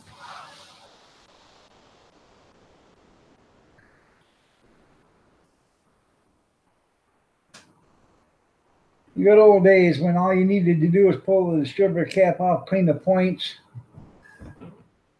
clean the wiring off, clean the wire off, make a good contact.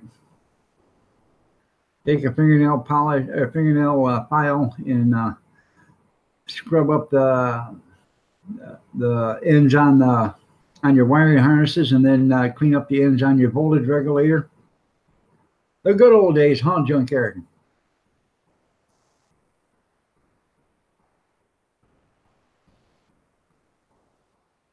Oh, I know how to work on brakes. I'm not like a brake shop either. You ever go to a brake shop and get brakes done? They believe when they, after they put the brakes on, that they shouldn't have to bleed your brakes. I had it done. I had them put brakes on my Jeep one day because I was, working a lot of hours. So I had them do that while I was working. I went there to pick it up, and I started to pull out of the parking lot, and the brake pedal went clear to the floor. So I pulled it back in there. I said, "Hey, did anybody bleed these brakes?" "Oh, we don't bleed brakes." "What do you mean you don't bleed them?" "Well, yeah, we don't bleed them." I said, "After you pulled the pad out and the caliper extended itself, you don't bleed them to get the air out of it." "Oh no." I said, "Well, I want mine bled before I even leave the yard, leave here, or I'm not paying you." I can't, and I threatened to cancel the check. They brought it in and they bled the brakes. I don't understand what not bleeding the brakes doesn't have to do with doing a brake job.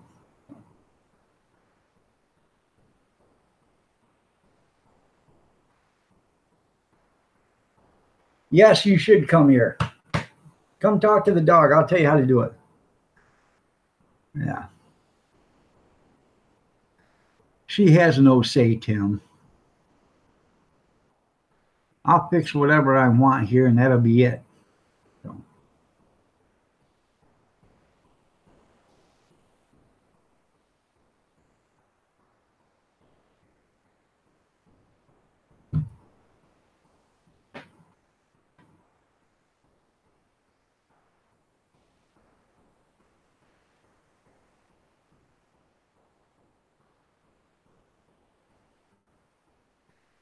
Well, I always bleed the brakes.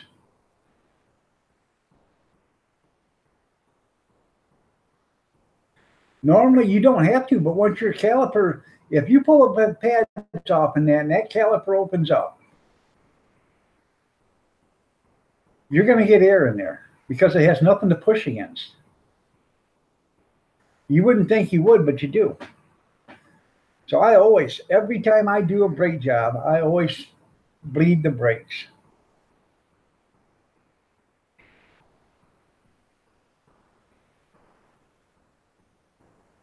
And it don't take that much. You just, crack the line, have somebody pump, you know, you do it 2 or 3 times per brake and you're all done. Takes you 10 extra minutes. No big deal. And it saves somebody their life because I realize your brakes will pump up after a while.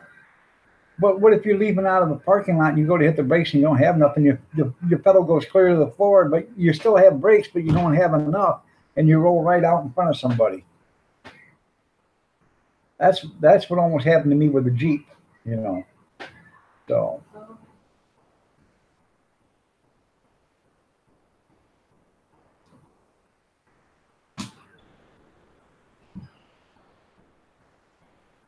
I understand that, Junkyard.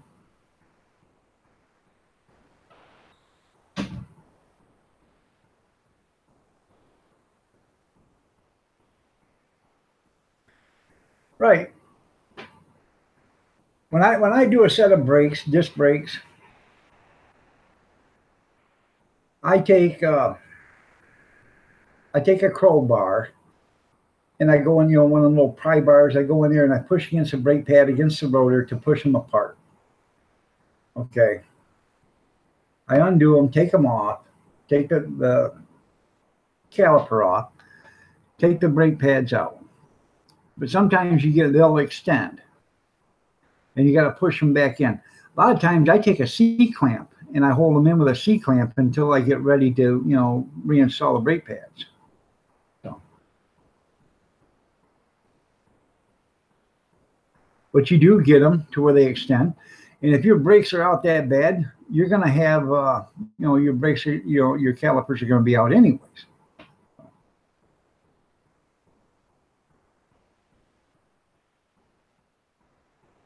They do work. They just don't work as well. And they'll pump up, but yeah, well, when your pads are gone.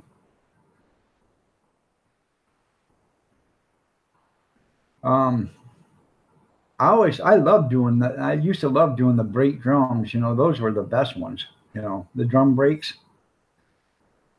I used to love doing those. Those were the easiest for me. They were even easier than doing the disc brakes.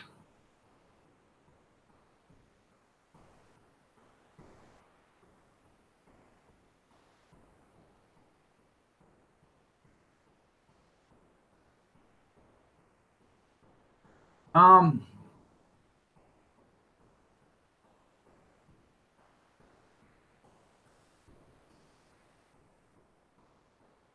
well, she probably knew that you were a Republican and she is a liberal, so should have run her over. Yeah.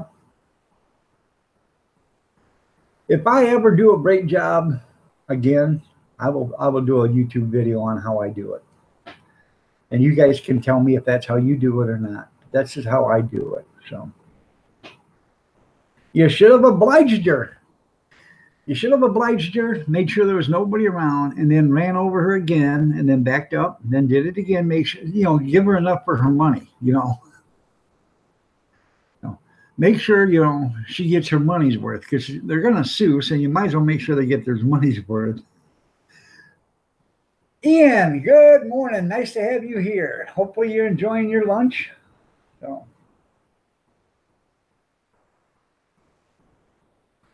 Don't get no fried chicken on your screen.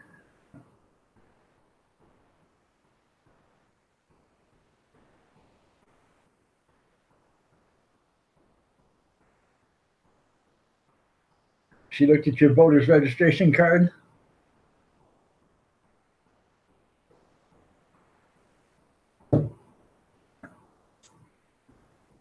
Well, you should have there, just me. You should have ran over, then backed up, ran over again, then backed up. You made her get her money's worth, you know. No.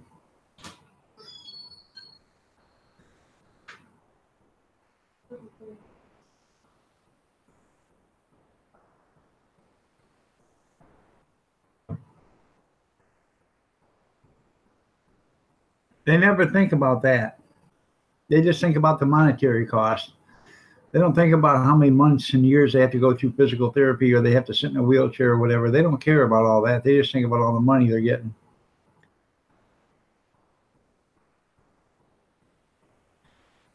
Okay. Never even heard of an Eccles cake, but it's okay.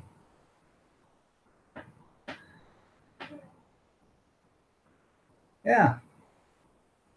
You should have given her a card with a point with a time. Say, hey, meet me here at this time and come alone, and then run her over. No spotted dick. That's a pudding, everybody. Spotted dick, if you didn't know it. Pastry made with currants. Okay.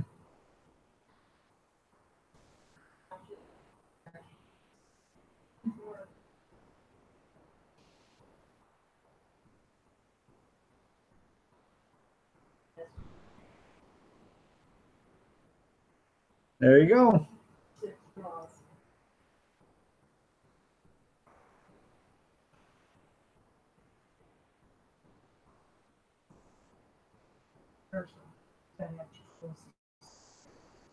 She said she was staying after school, and I said, no, I'm taking over.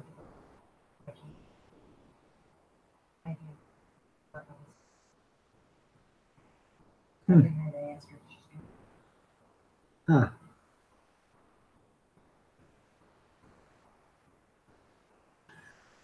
Well, Mama's not happy. So.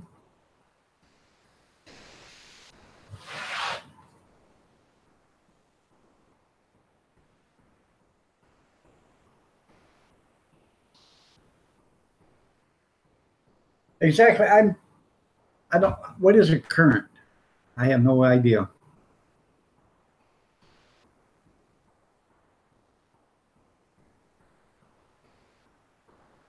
Yeah, it's not good when Mama's not happy.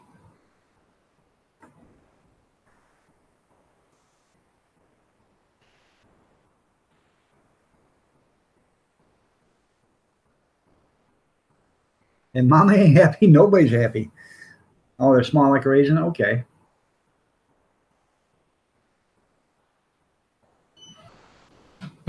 That looks nice on you. Makes sense to me. Holy pants, sandals, sweatshirt. She's got holy pants on, sandals, and she's got her sweatshirt on. It makes sense to me. She's got her Iron Dog hoodie on. Oh, I'm not wearing it for that. I'm wearing it for the warmth. I know it, right? I'm wearing it Because you want to be close to the me. warm dog. It's not you. You want to be close to me. I'm gonna. I can go change right now if you want to put it like that because I'm about to puke on it. I'm gonna buy you a pink one. You ain't gonna buy me nothing. I thought- Alex bought this for me. I know Alex bought that for you, right? Yeah. He didn't say it's Keith. Yeah.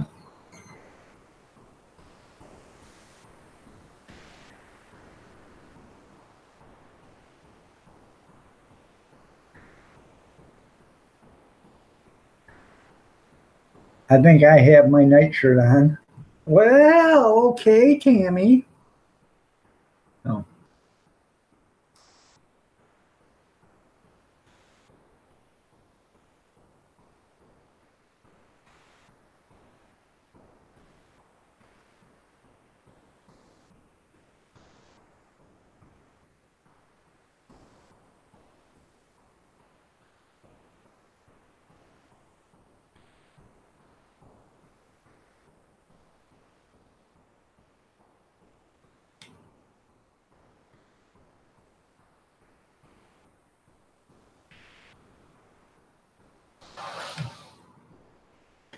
Let's see. I've seen somebody put a thing on Facebook. It says, how much of an allowance did you get as a teenager per week? And then the response was, me. I was allowed to live there. That's my allowance was. So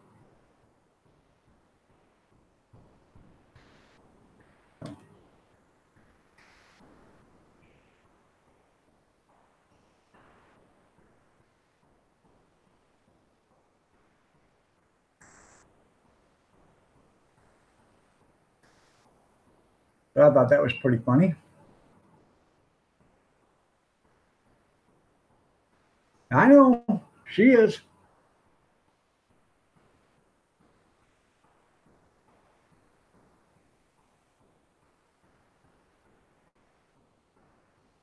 By the way, Alex, you weren't here. This is because Alex, he PayPal'd me the money, and he said, "Here, buy you guys a shirt." That's the shirt that I got from when Alex sent me the money, and he said, "Buy yourself an Iron Dog shirt." He said, "On me." So I said, "Okay." That was the shirt I got, but I called up, or I didn't call up the company, but I complained because that isn't the way it looks in the uh, on the account. That's the shirt they resent me. Now,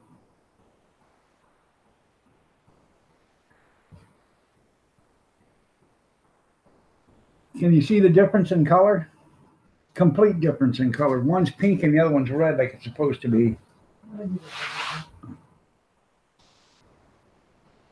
I worked ever since I was 12 years old. Just me. I went to work for a farmer at the age of 12. Worked for her that summer, and the next year I started working for another farmer. And yeah, I went to work for Levo Bailey at the age of 12. On my chair. What? The shit's getting deep. It's not getting deep, but it's the truth. How many years you've been off work, laid up?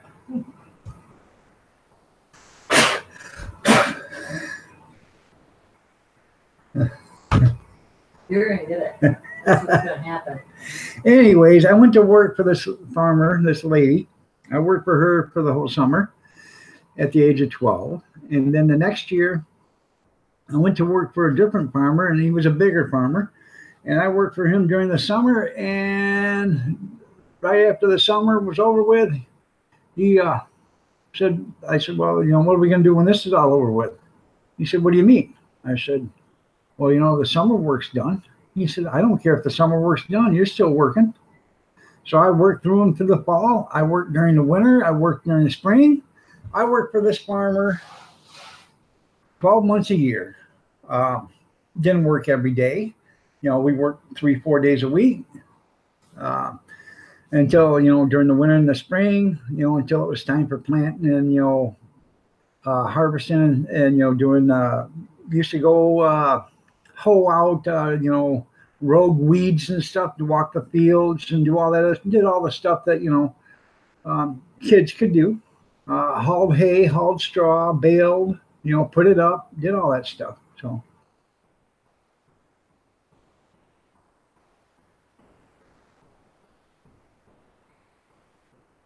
Well, that's pretty cool. You were in Spain, or you're from Spain?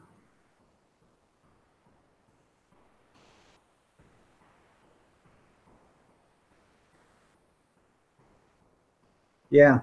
My brother had some. They bought 4 T-shirts for the company that he's working for, the solar company, and they were supposed to have a design on the back, and it didn't.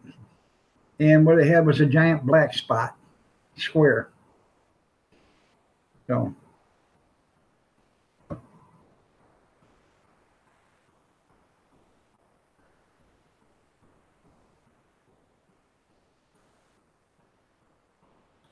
Well, that's pretty cool there, just me.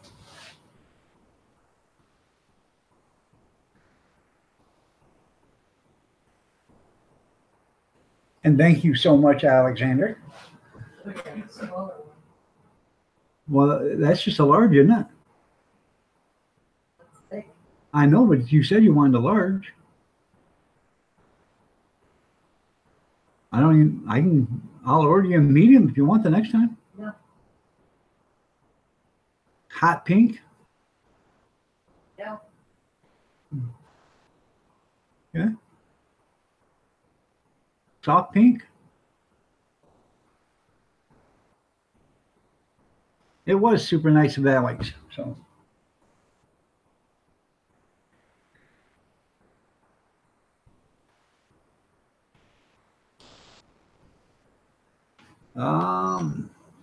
I don't.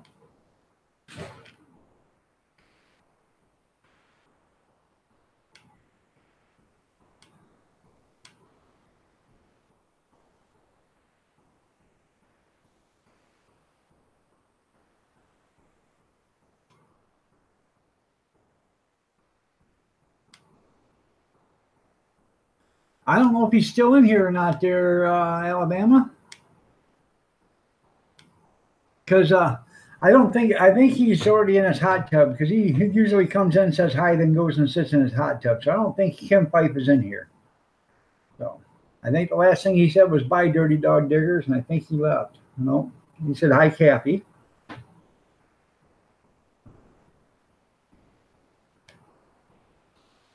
But I think he's in the hot tub by now, or was in the hot tub right after that. So, I don't think he's ignoring you. So that's right, looking lovely as ever. Okay, there he is. I thought he was gone. I thought you were in your hot tub. I'm sorry, Kim. So.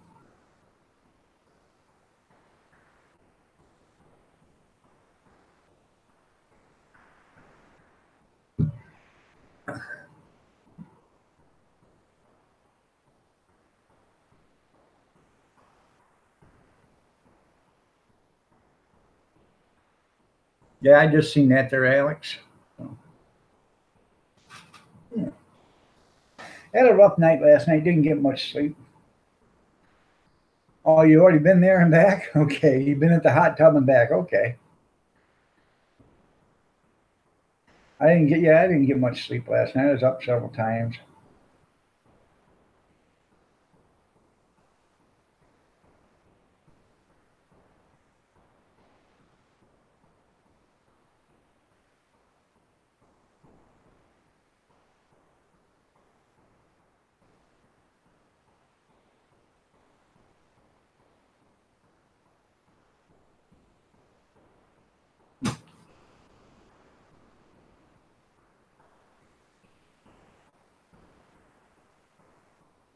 I went out last night and I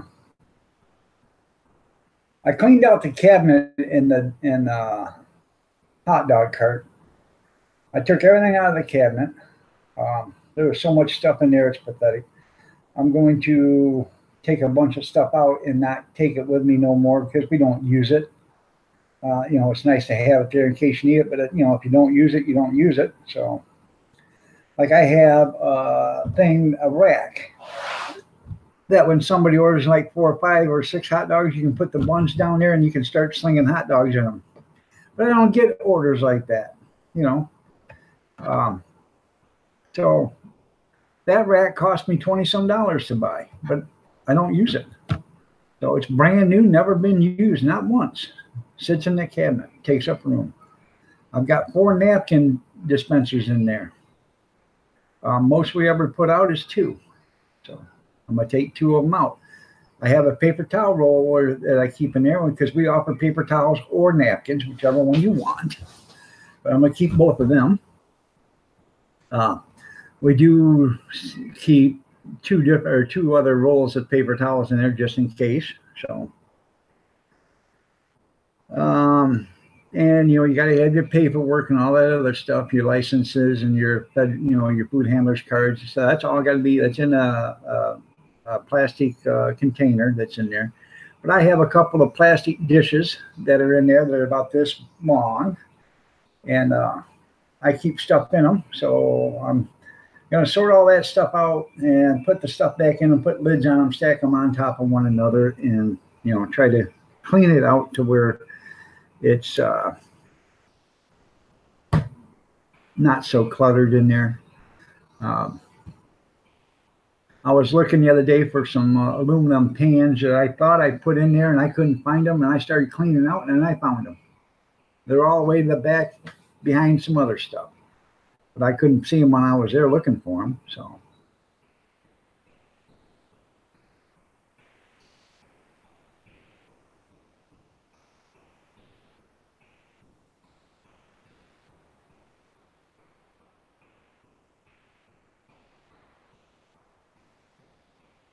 you're right there, Alexander. People do lurk. I lurk every once in a while. Um, I like to go into some rooms and just see what people are talking about. Um, to see if some people are talking about me, because there is a few people that don't like me for some reason. I don't know why. I'm such a lovable guy, but there are some people that don't like me. So if I go into the room and I see them in there, I don't say a word because we want to see if the conversation starts someplace.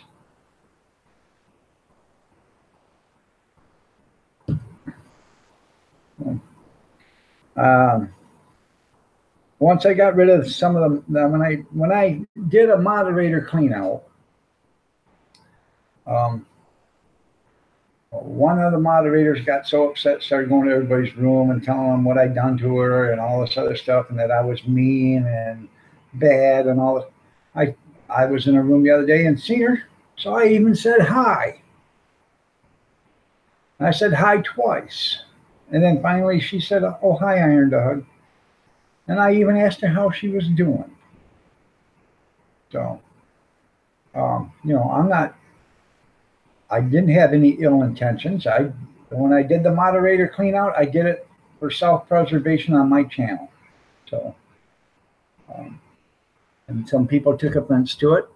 Some people haven't been back, and I know some people are going to say, "Well, I haven't had internet or whatever," and they don't understand. If they don't have internet, then they can't get on Facebook. And a lot of these people that are friends of mine or whatever, on here, I have on Facebook. So if I see them on Facebook, I know they have internet. So,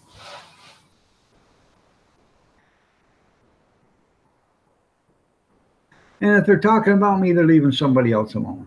And I just go in, I don't say a word. So I've seen people talk about me, and, they don't bother me. I've got a broad shoulders and a big back. You can walk on me all you want. So,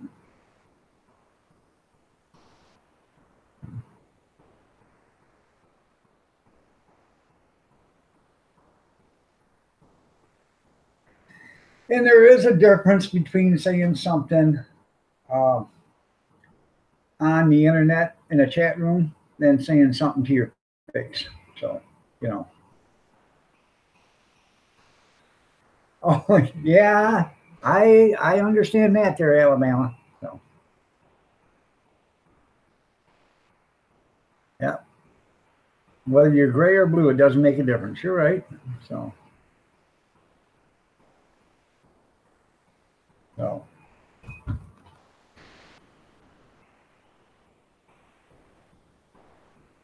But I'm telling you, some of them, man, went off on a nut. Uh,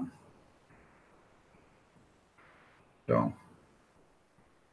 and I didn't do it to hurt anybody's feelings. I didn't do it to hurt anybody's, I some of them thought, actually there was a job and they got fired, and I just couldn't understand it. So, but I go into rooms and let's make you a moderator. No, don't make me a moderator. I don't want to be a moderator. Because I can't be here. So I don't get offended if people don't want me to be a moderator. I don't get offended if people take me off being a moderator. Don't matter to me. So,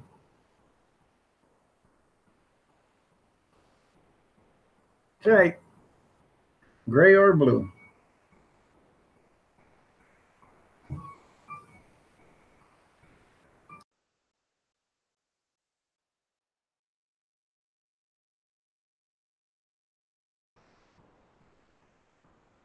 Had to turn that down for a second because the Michael Myers song was coming on.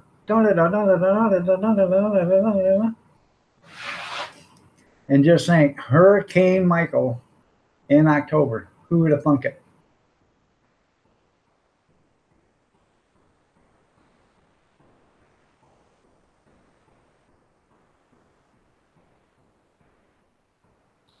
I done that because I did the cleanup in my room because of moderators, because there was a few moderators, and not all of them, but there was a few moderators that was going into other rooms, and they were seeing other people in those rooms, and they were telling them, well, you know, they were moderators in that room or whatever, or weren't moderators, and they were telling those other people, hey, you wait till you go back to Iron Dog's room. When you do, I'm going to block you. I'm going to time you out. I'm going to delete your messages. No, you're not. You're not going to do that on my room or in my room and in my chat room. No, you're not going to do that. And it wasn't that there was 3 or 4 of them that done it. We're doing it. And I used to get emails all the time, messages. Hey, this person's doing this. This person is doing that. That person's doing this. This person did this to me in this room and said this about your room. I was fine. There was like 10 people that I originally had for moderators when I first started out, and I just kept them 10 people, got rid of the rest. And it wasn't that I did it to be mean. The 10 people I had to begin with, I knew I could trust, you know. FFP, good morning. How are you doing, sir? Nice to have you here. And by the way, you're looking lovely as ever. So.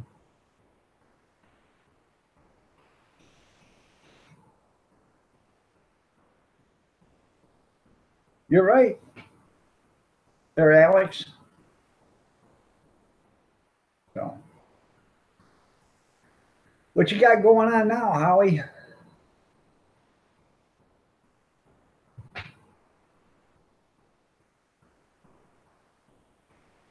If you guys don't know who the FFP is, Food Forest Permaculture, go check out his channel. He's got some great videos, does some good live streams. Go check him out.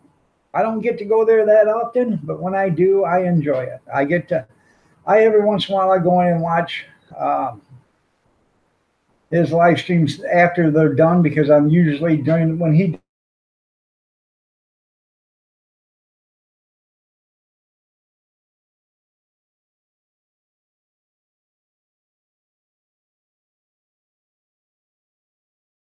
does them, I'm usually doing something. So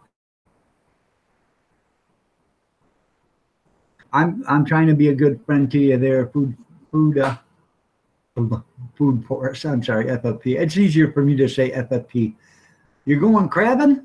Oh man, you got to do some video of that. I love crab. I just don't like breaking it apart and cleaning it. You know, I love crab meat. I love lobster, but I just don't. If I have to work that hard to clean it and eat it, I don't want it. So, you know, throw me a steak on the plate and I'll just cut it apart and eat it. So, you know.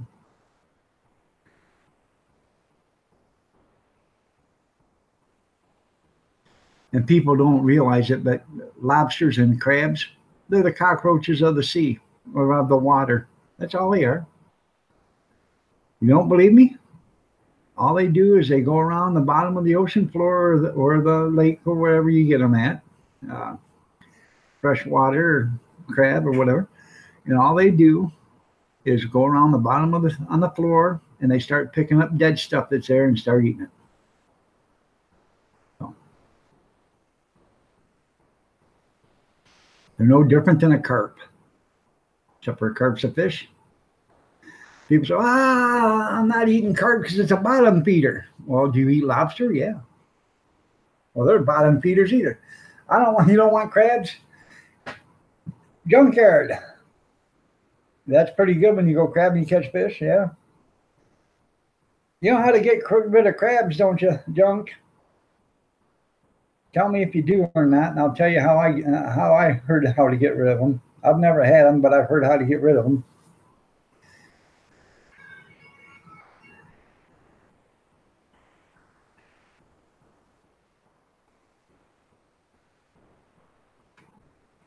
That's right. That's right there, Junkyard.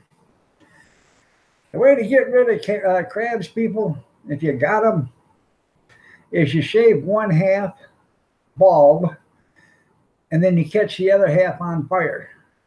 When they come running out, you stab them with an ice pick. That's how you get rid of them.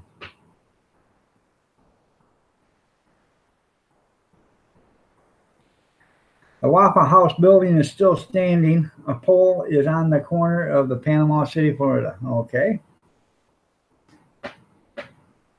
No.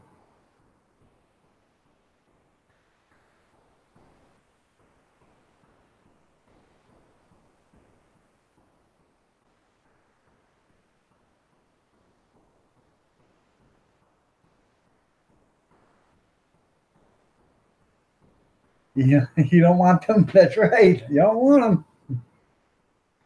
So, um, I can't remember the movie, but it was a bunch of kids. They were like 15 or 14, 13 years old, and they decided to have sex with this girl. And they're all standing they're all sitting in a swimming pool because it itches so bad. But when they get in the water, it stops itching. So they feel relief while they're in there. They get out, they start scratching and all that. It's from the 80s. It was a pretty cool movie. Yeah, well, I don't know if being on fire would be as sore as stabbing them with the ice pick. You're sitting in the van at the flea market. What are you selling? They probably are worse than fire ants. I don't know.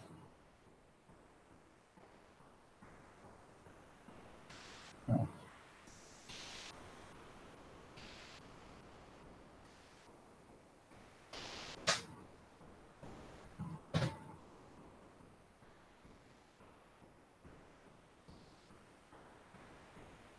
Well, first of all, there's only one flea market around here, and it starts on Friday, Saturday, and Sunday every month or every week.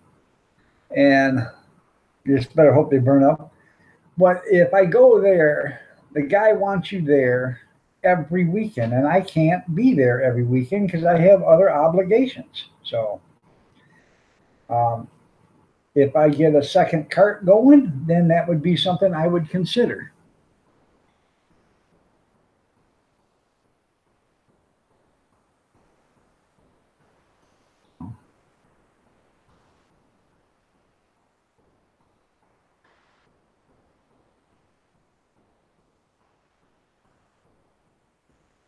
Okay, that's pretty cool.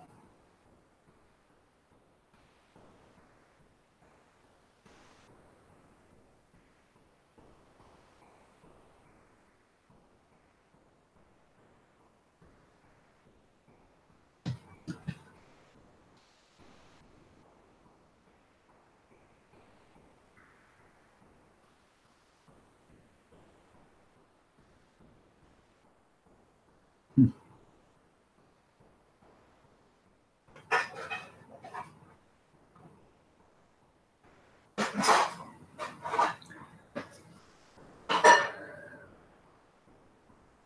Oh, okay. You're here, your friend. You're back.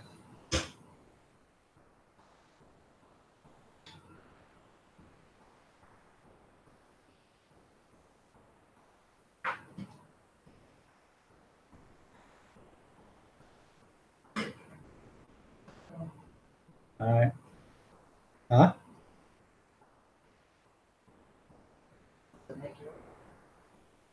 I don't want anymore.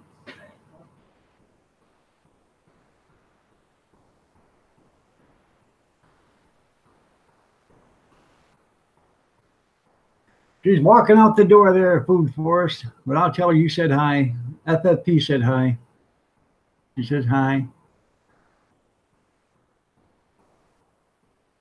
Sure, you are, Big Steve. I don't think there's too much stealing going on at a flea market. Ain't too much worth going to jail for at a flea market.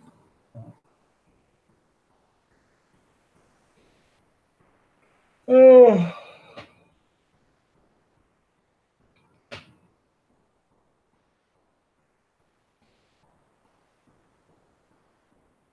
The bouncer.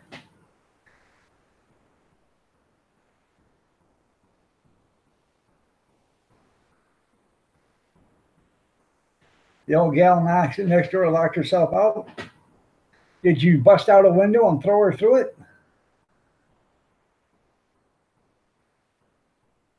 Huh.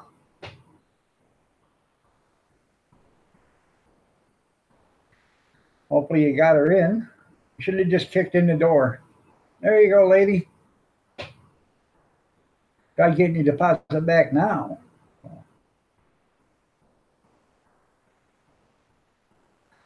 Sure. I had to crawl in her bathroom window.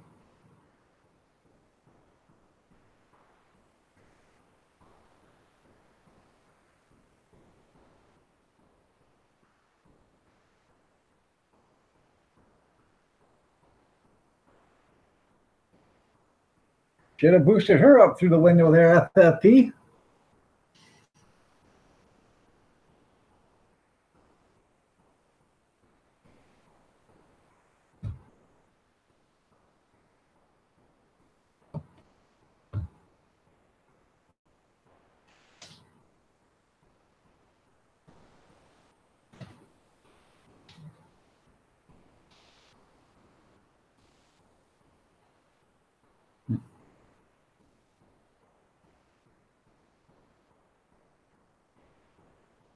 '93 and tough as nails.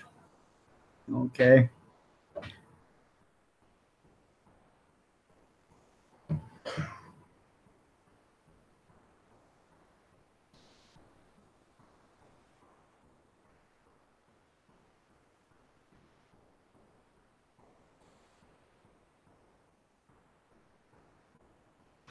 What is it that Chuck Norris said one day? Huh? Oh, that's right. I got an 8 o'clock snack chat tonight, you guys. So, good morning, Missy. How are you doing? Missy says hi. Morning, Missy. Bye, Missy. She's on her way out the door. She's going to her sister's. Oh, by the way, bye. Love ya. I said goodbye to you. When? Earlier. Earlier, yeah, that was what, 20 minutes ago, and you're just now leaving?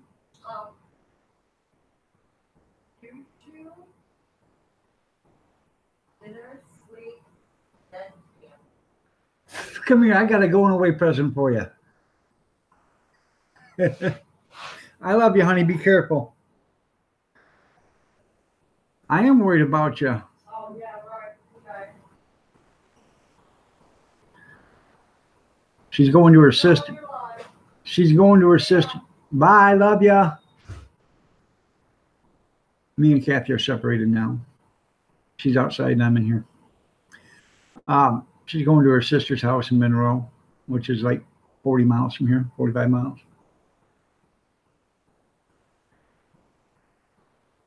Yeah, me getting my ass kicked, Alexander? Sure. You guys want to see that?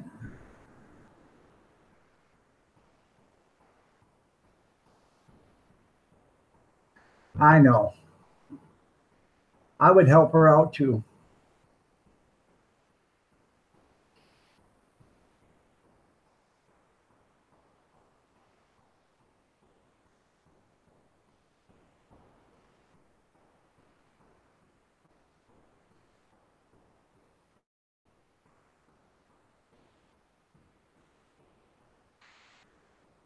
Oh, we're like you singing too loud at Sunday school? Yeah.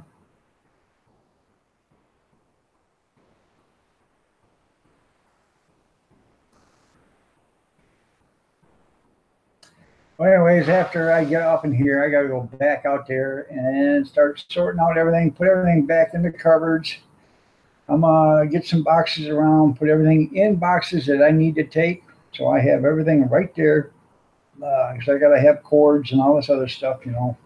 So get everything put in place. So.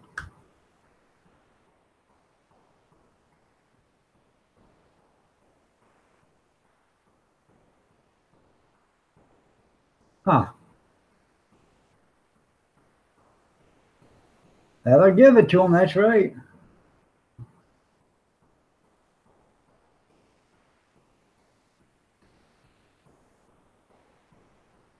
All right, everybody. I have to go to the little boys' room again, but I'll be right back. Go ahead and feel free to talk about me.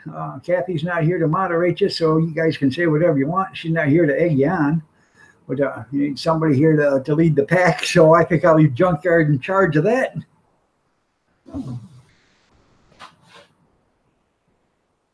All right, there, FFP. You have a great day too. We'll see you later. I appreciate you showing up. I really do. Tell your neighbor I said howdy.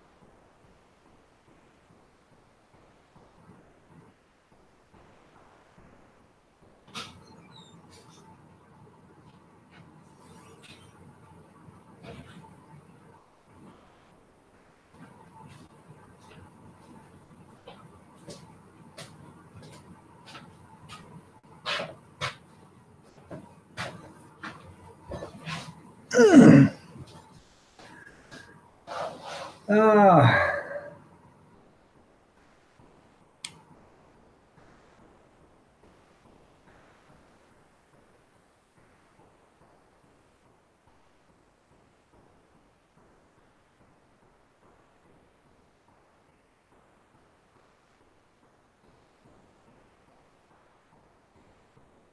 4 days. Wow.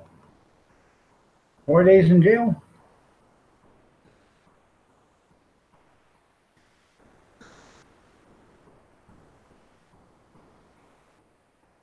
Huh. I spent 3 hours in jail one time.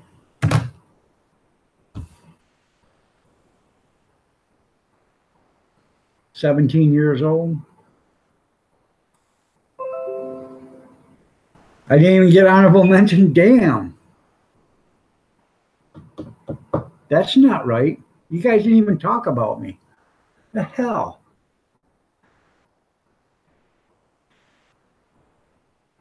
You were supposed to lead the pack there, Junkyard.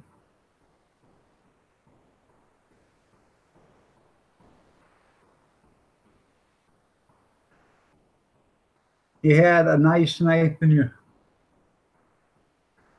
Why was it a felony concealed weapon? Was it over length?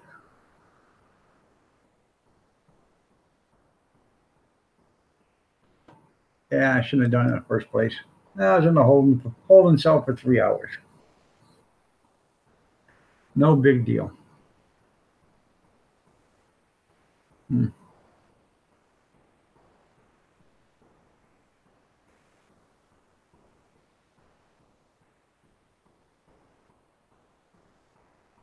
Well, consider yourself lucky the judge dropped the charge or lowered the charges on you.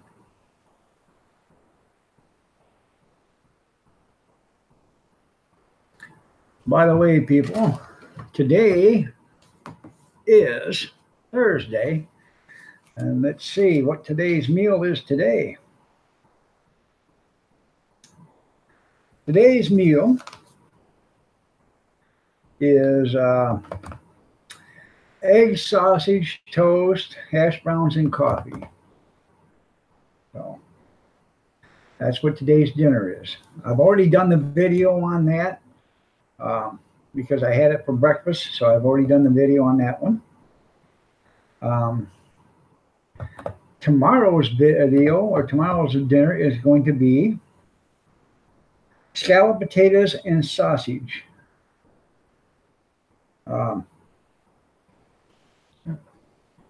But today, I'm going to probably do a video of me making the dollar cake today. The Betty Crocker dollar cake. Red velvet cake with cream cheese frosting. Yum, yum.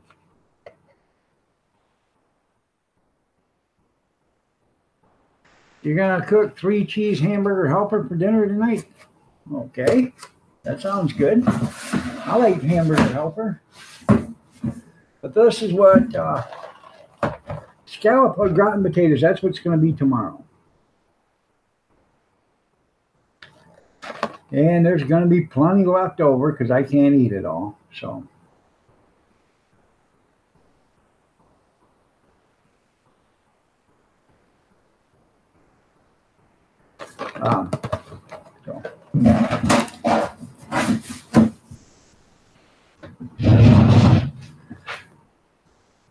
I'm going to do a video on that.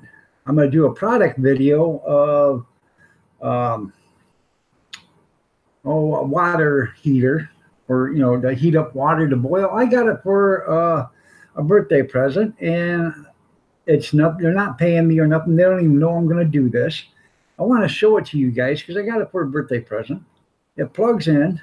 It has a pot that sits on the warmer unit or whatever. In about 2.5 minutes, it goes from tap water to boiling water. And if you guys use a lot of boiling water, yeah, there's 6 servings there. You're right. So, but I think they're causing the servings as side dishes. I'm going to use that as my main meal, so it'll probably be 2 servings will be a meal for me. But if you use a lot of water and you boil it, like if you drink a lot of hot tea or whatever, this thing is what you need. It's basically a hot pot or whatever you want to call it. I love it because when I make Jell-O with it, you boil it and get the water hot and it boils. Mix it in with your Jell-O, throw in some ice cubes, throw it in the refrigerator, and you got Jell-O. Making iced tea instead of making sun tea. I take my plastic gallon pitcher and I'll put about, I don't know, 1.5 quarts, 2 quarts of water in there, or almost 2 quarts of water. And this thing makes 56 ounces of hot water. And I'll put the tea bags in there, and I will get this thing to boil. I'll pour that in, and then I'll top it off with cold water. And in a matter of minutes, you got dark tea. I put it in the refrigerator, let it cool down, and then, you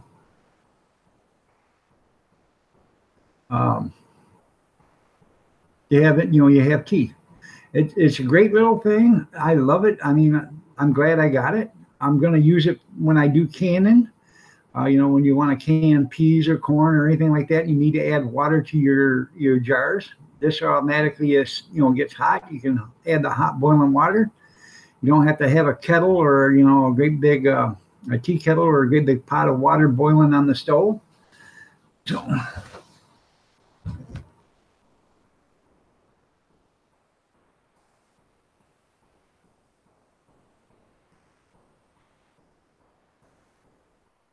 you're going to make a vanilla cake later on today? That's pretty cool there, Tammy.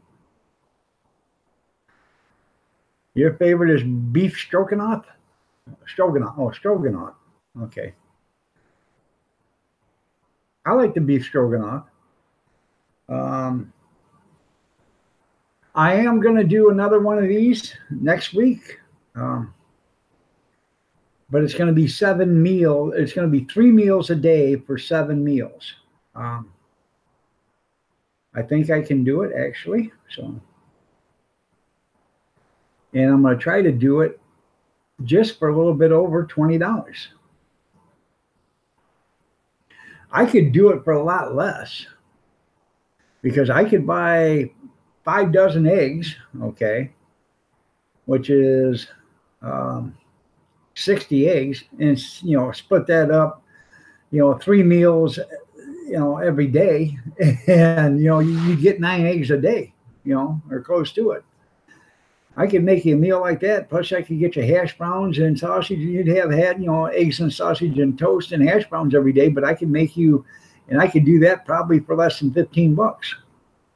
So figure that one out. But you'd get damn tired of eating eggs, sausage, ham, and toast, you know, or toast and you know, coffee every day, 3 days, 3 meals a day. So.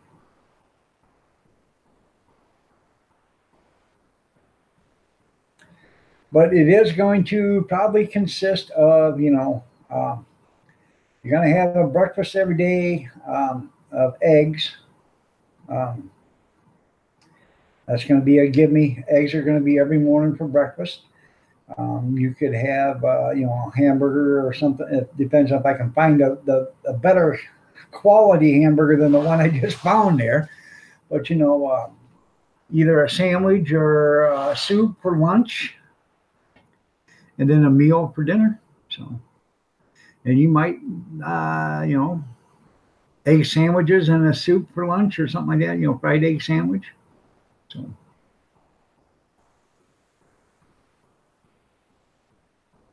all right, there, Junkyard. We'll see you later. You have a great one. Or we could do egg salad for lunch because, you know, the condiments are free. So, you know, I can boil up some eggs, make egg salad sandwiches. And, you know, make soup or whatever, make a lunch out of it.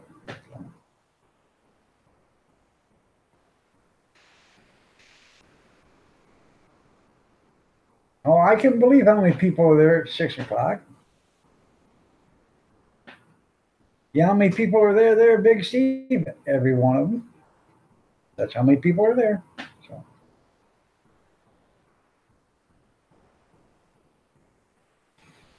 But they have hamburger helper. They have, you know, they have the cheeseburger, the stroganoff. They have other different kinds of hamburger helper. They've got all sorts of stuff. I could even make, you know, like a steak and mashed potatoes and gravy one night because they have all that stuff there too. So, or a pizza with pepperoni and cheese and sausage. So,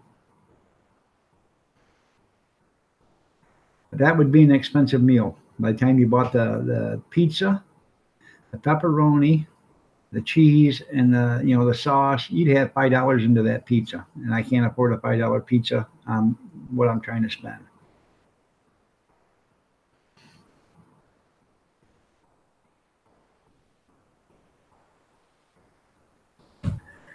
Well, next hour you're gonna get up there, scratch up your hands, and say some ugly words. Well, you know.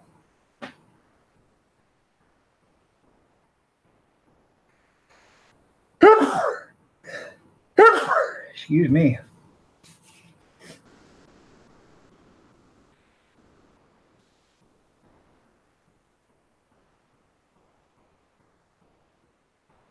But I am going to do a video of baking the cake. So, I don't know. It might turn out to be a good cake. Um,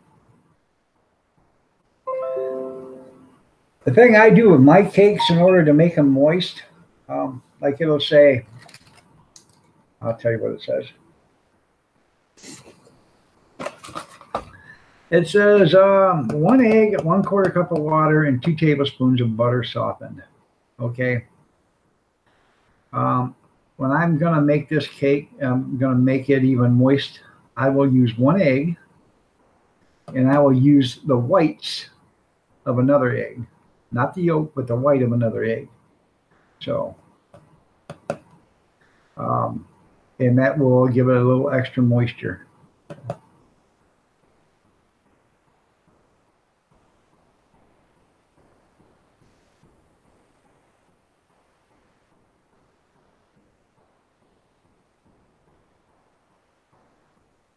Huh. And then to make the cream cheese frosting, I will need 1 teaspoon of water and 4 tablespoons of butter softened. Oh, well, while you guys are all here, oh hell, this cake mix is good until the 2nd of November. So let's get her out and see what we got here. Oh my goodness.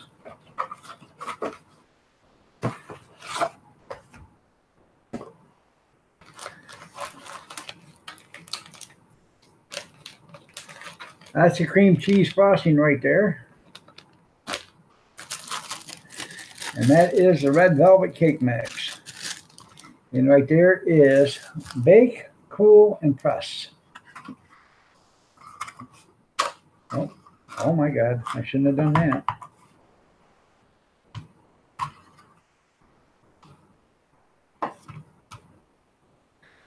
Anyways, when you get done, you flip this upside down, you press this bottom out, and hopefully she won't run out the bottom. I'll probably have to put her in a cake pan now. I've never seen this before, so. But anyways, that's how you do it.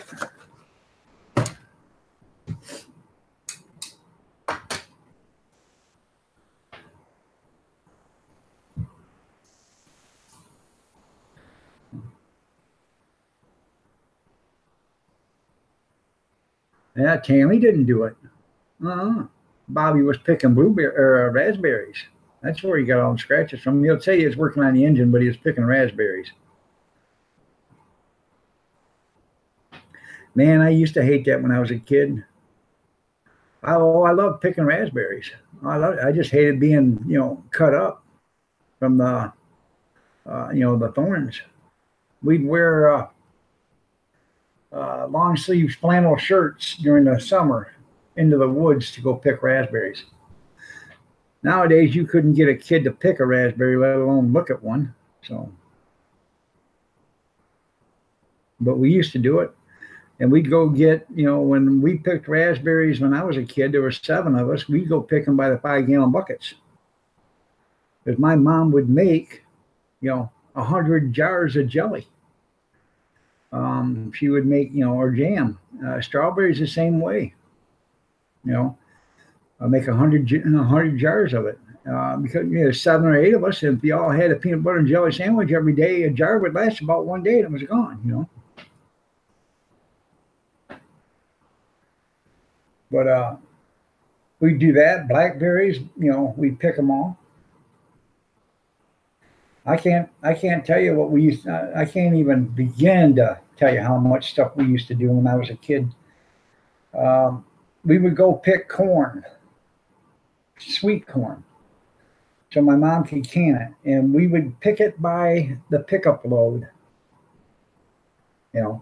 My mom would can 150, 200 jars of sweet corn. I'm talking quart jars of sweet corn. And she would can enough that she'd give some to her mom and her sisters and stuff too, because they would all help, or to her sisters and to my dad's sisters, because they would come help, with the canning and stuff. So But they would do, you know, on an average around 250 or 300 jars of corn between everybody. And we had a pantry out in the garage that was like, I don't know, 8 feet wide and 12, 15 feet long. And it had, oh, you walked in and it had shelves on both sides. And you barely had, there's probably 2.5 feet in the middle. So you walked in and then these shelves were probably, I don't know, 2.5, 3 feet deep each side. And you walked in and you put the stuff on the shelves. And then there was, you know, places on the, there was a pallet on the floor at one end where you could put stuff to stack on pallets. So.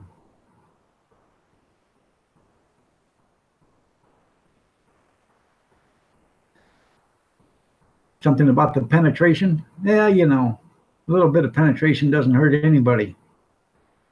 Well, unless you don't want to be penetrated. But anyways, we used to do that. My mom used to, you know, green beans, do it by the pickup loads, corn, pickup loads, go get squash by the pickup load, you name it. By the time canning season was over, there'd be 1,000, 1,200 jars of stuff out there. And that's how we made it. So, Mac, nice to see you here. It's been a long time. Where you been, Mystic? Nice to see you. You're looking lovely as ever. Good morning. We're going to be leaving in 10 minutes, but I'm glad you're here. So, I used to, my mom and dad, we used to do all that all, you know, and we used to do that all the time, every summer. We had a big garden. Our garden was about 40 feet by, I don't know, 60 feet. But a lot of this stuff that, you know, we'd go, these farmers, we'd go pick it by the, you know, the pickup load. So my grandpa would have a great big garden, and we'd go there and hold that and, you know, take care of that. And we'd get the green beans or whatever out of that. So.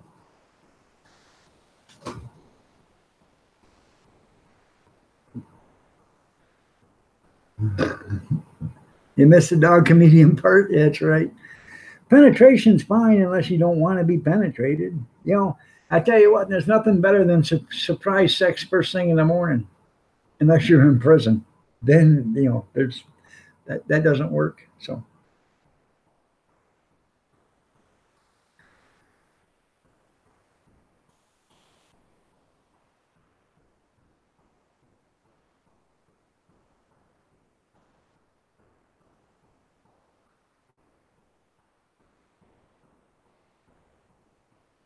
But I am going to do a video today of me making that cake. I got some stuff to get done today, but I actually want to do a video of cutting onions and stuff to get them ready for the dehydrator. I've got to do that. Maybe I can get that done tomorrow, doing the dehydrator, or starting the dehydrator. I've got my commercial dehydrator out there. I got to get it cleaned up and, you know, get it plugged in and working, because I've got about 40 pounds of onions that's got to be done. And I get them done, and then I'll make dehydrated onions, and I'll show you how to make onion soup mix, or, you know, not French onion soup mix, but onion soup mix. You know how the Mrs. Knox or whatever onion soup mix that you put in with, you know, your cooking and stuff like that. 6 in the morning. That's right there, Alex. So, doing great there, Mystic. Doing great. Hopefully you're doing okay too. So, you've been busy? Well, that's good.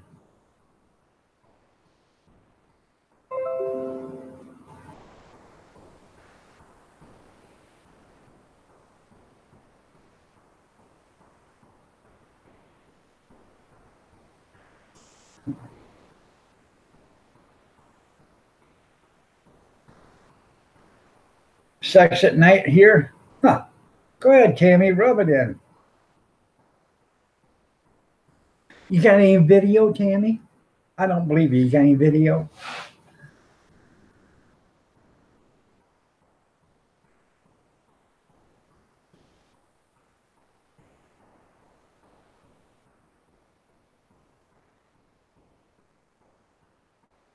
Yeah. That's funny. Sex on the computer.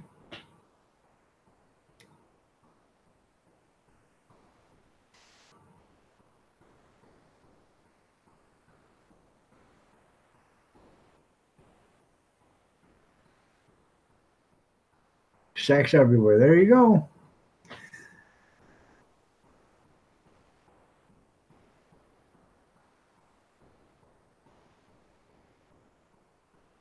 I have no idea what you're talking about. I'm married. So.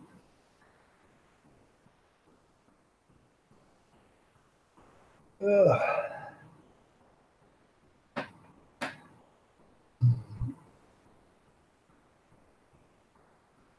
Dog sends me. I don't send you. Yeah. I send you stuff that I get sent.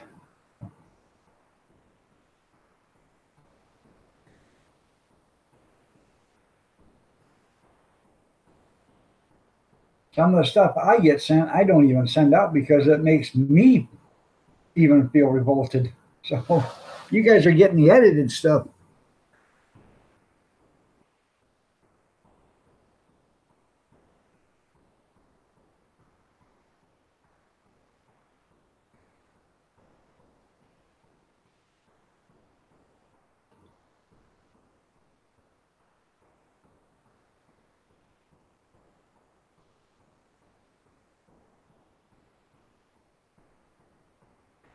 I had some pictures sent off at Iron Dog. You really don't want them ones. That's right. You don't want them.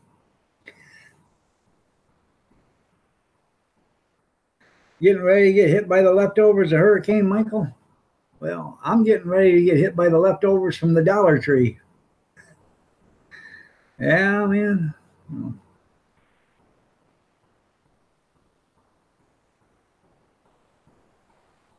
Yeah, too slow. I'll just wait for him to come running around again, then I'll catch him then.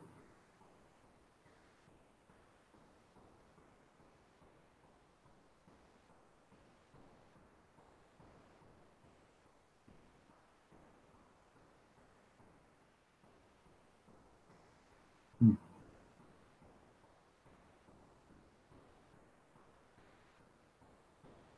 Oh, he's been in here all morning. He's been busy.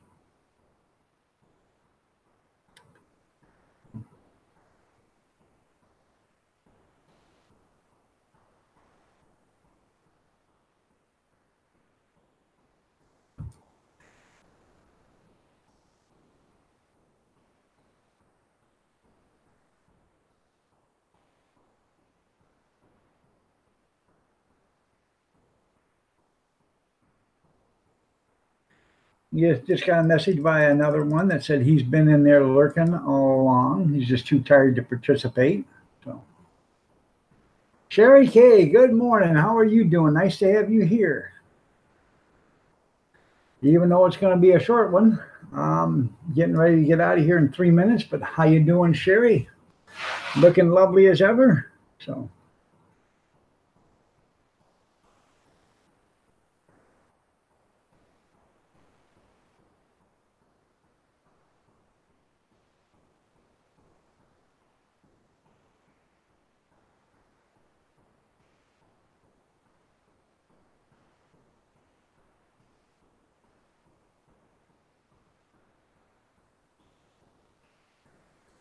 oh,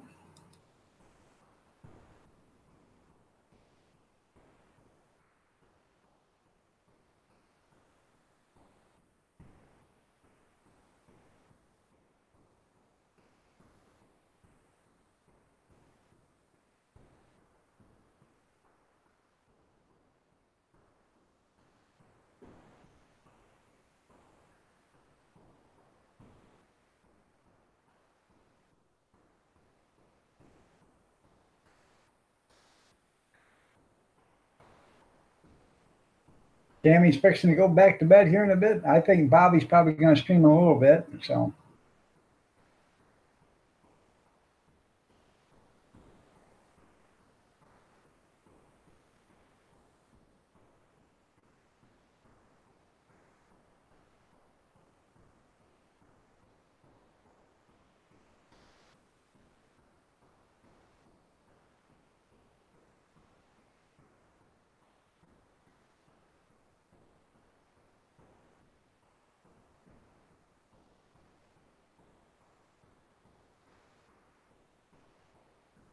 Yeah, that was funny. The police car screaming down the road on his OBS. That was funny.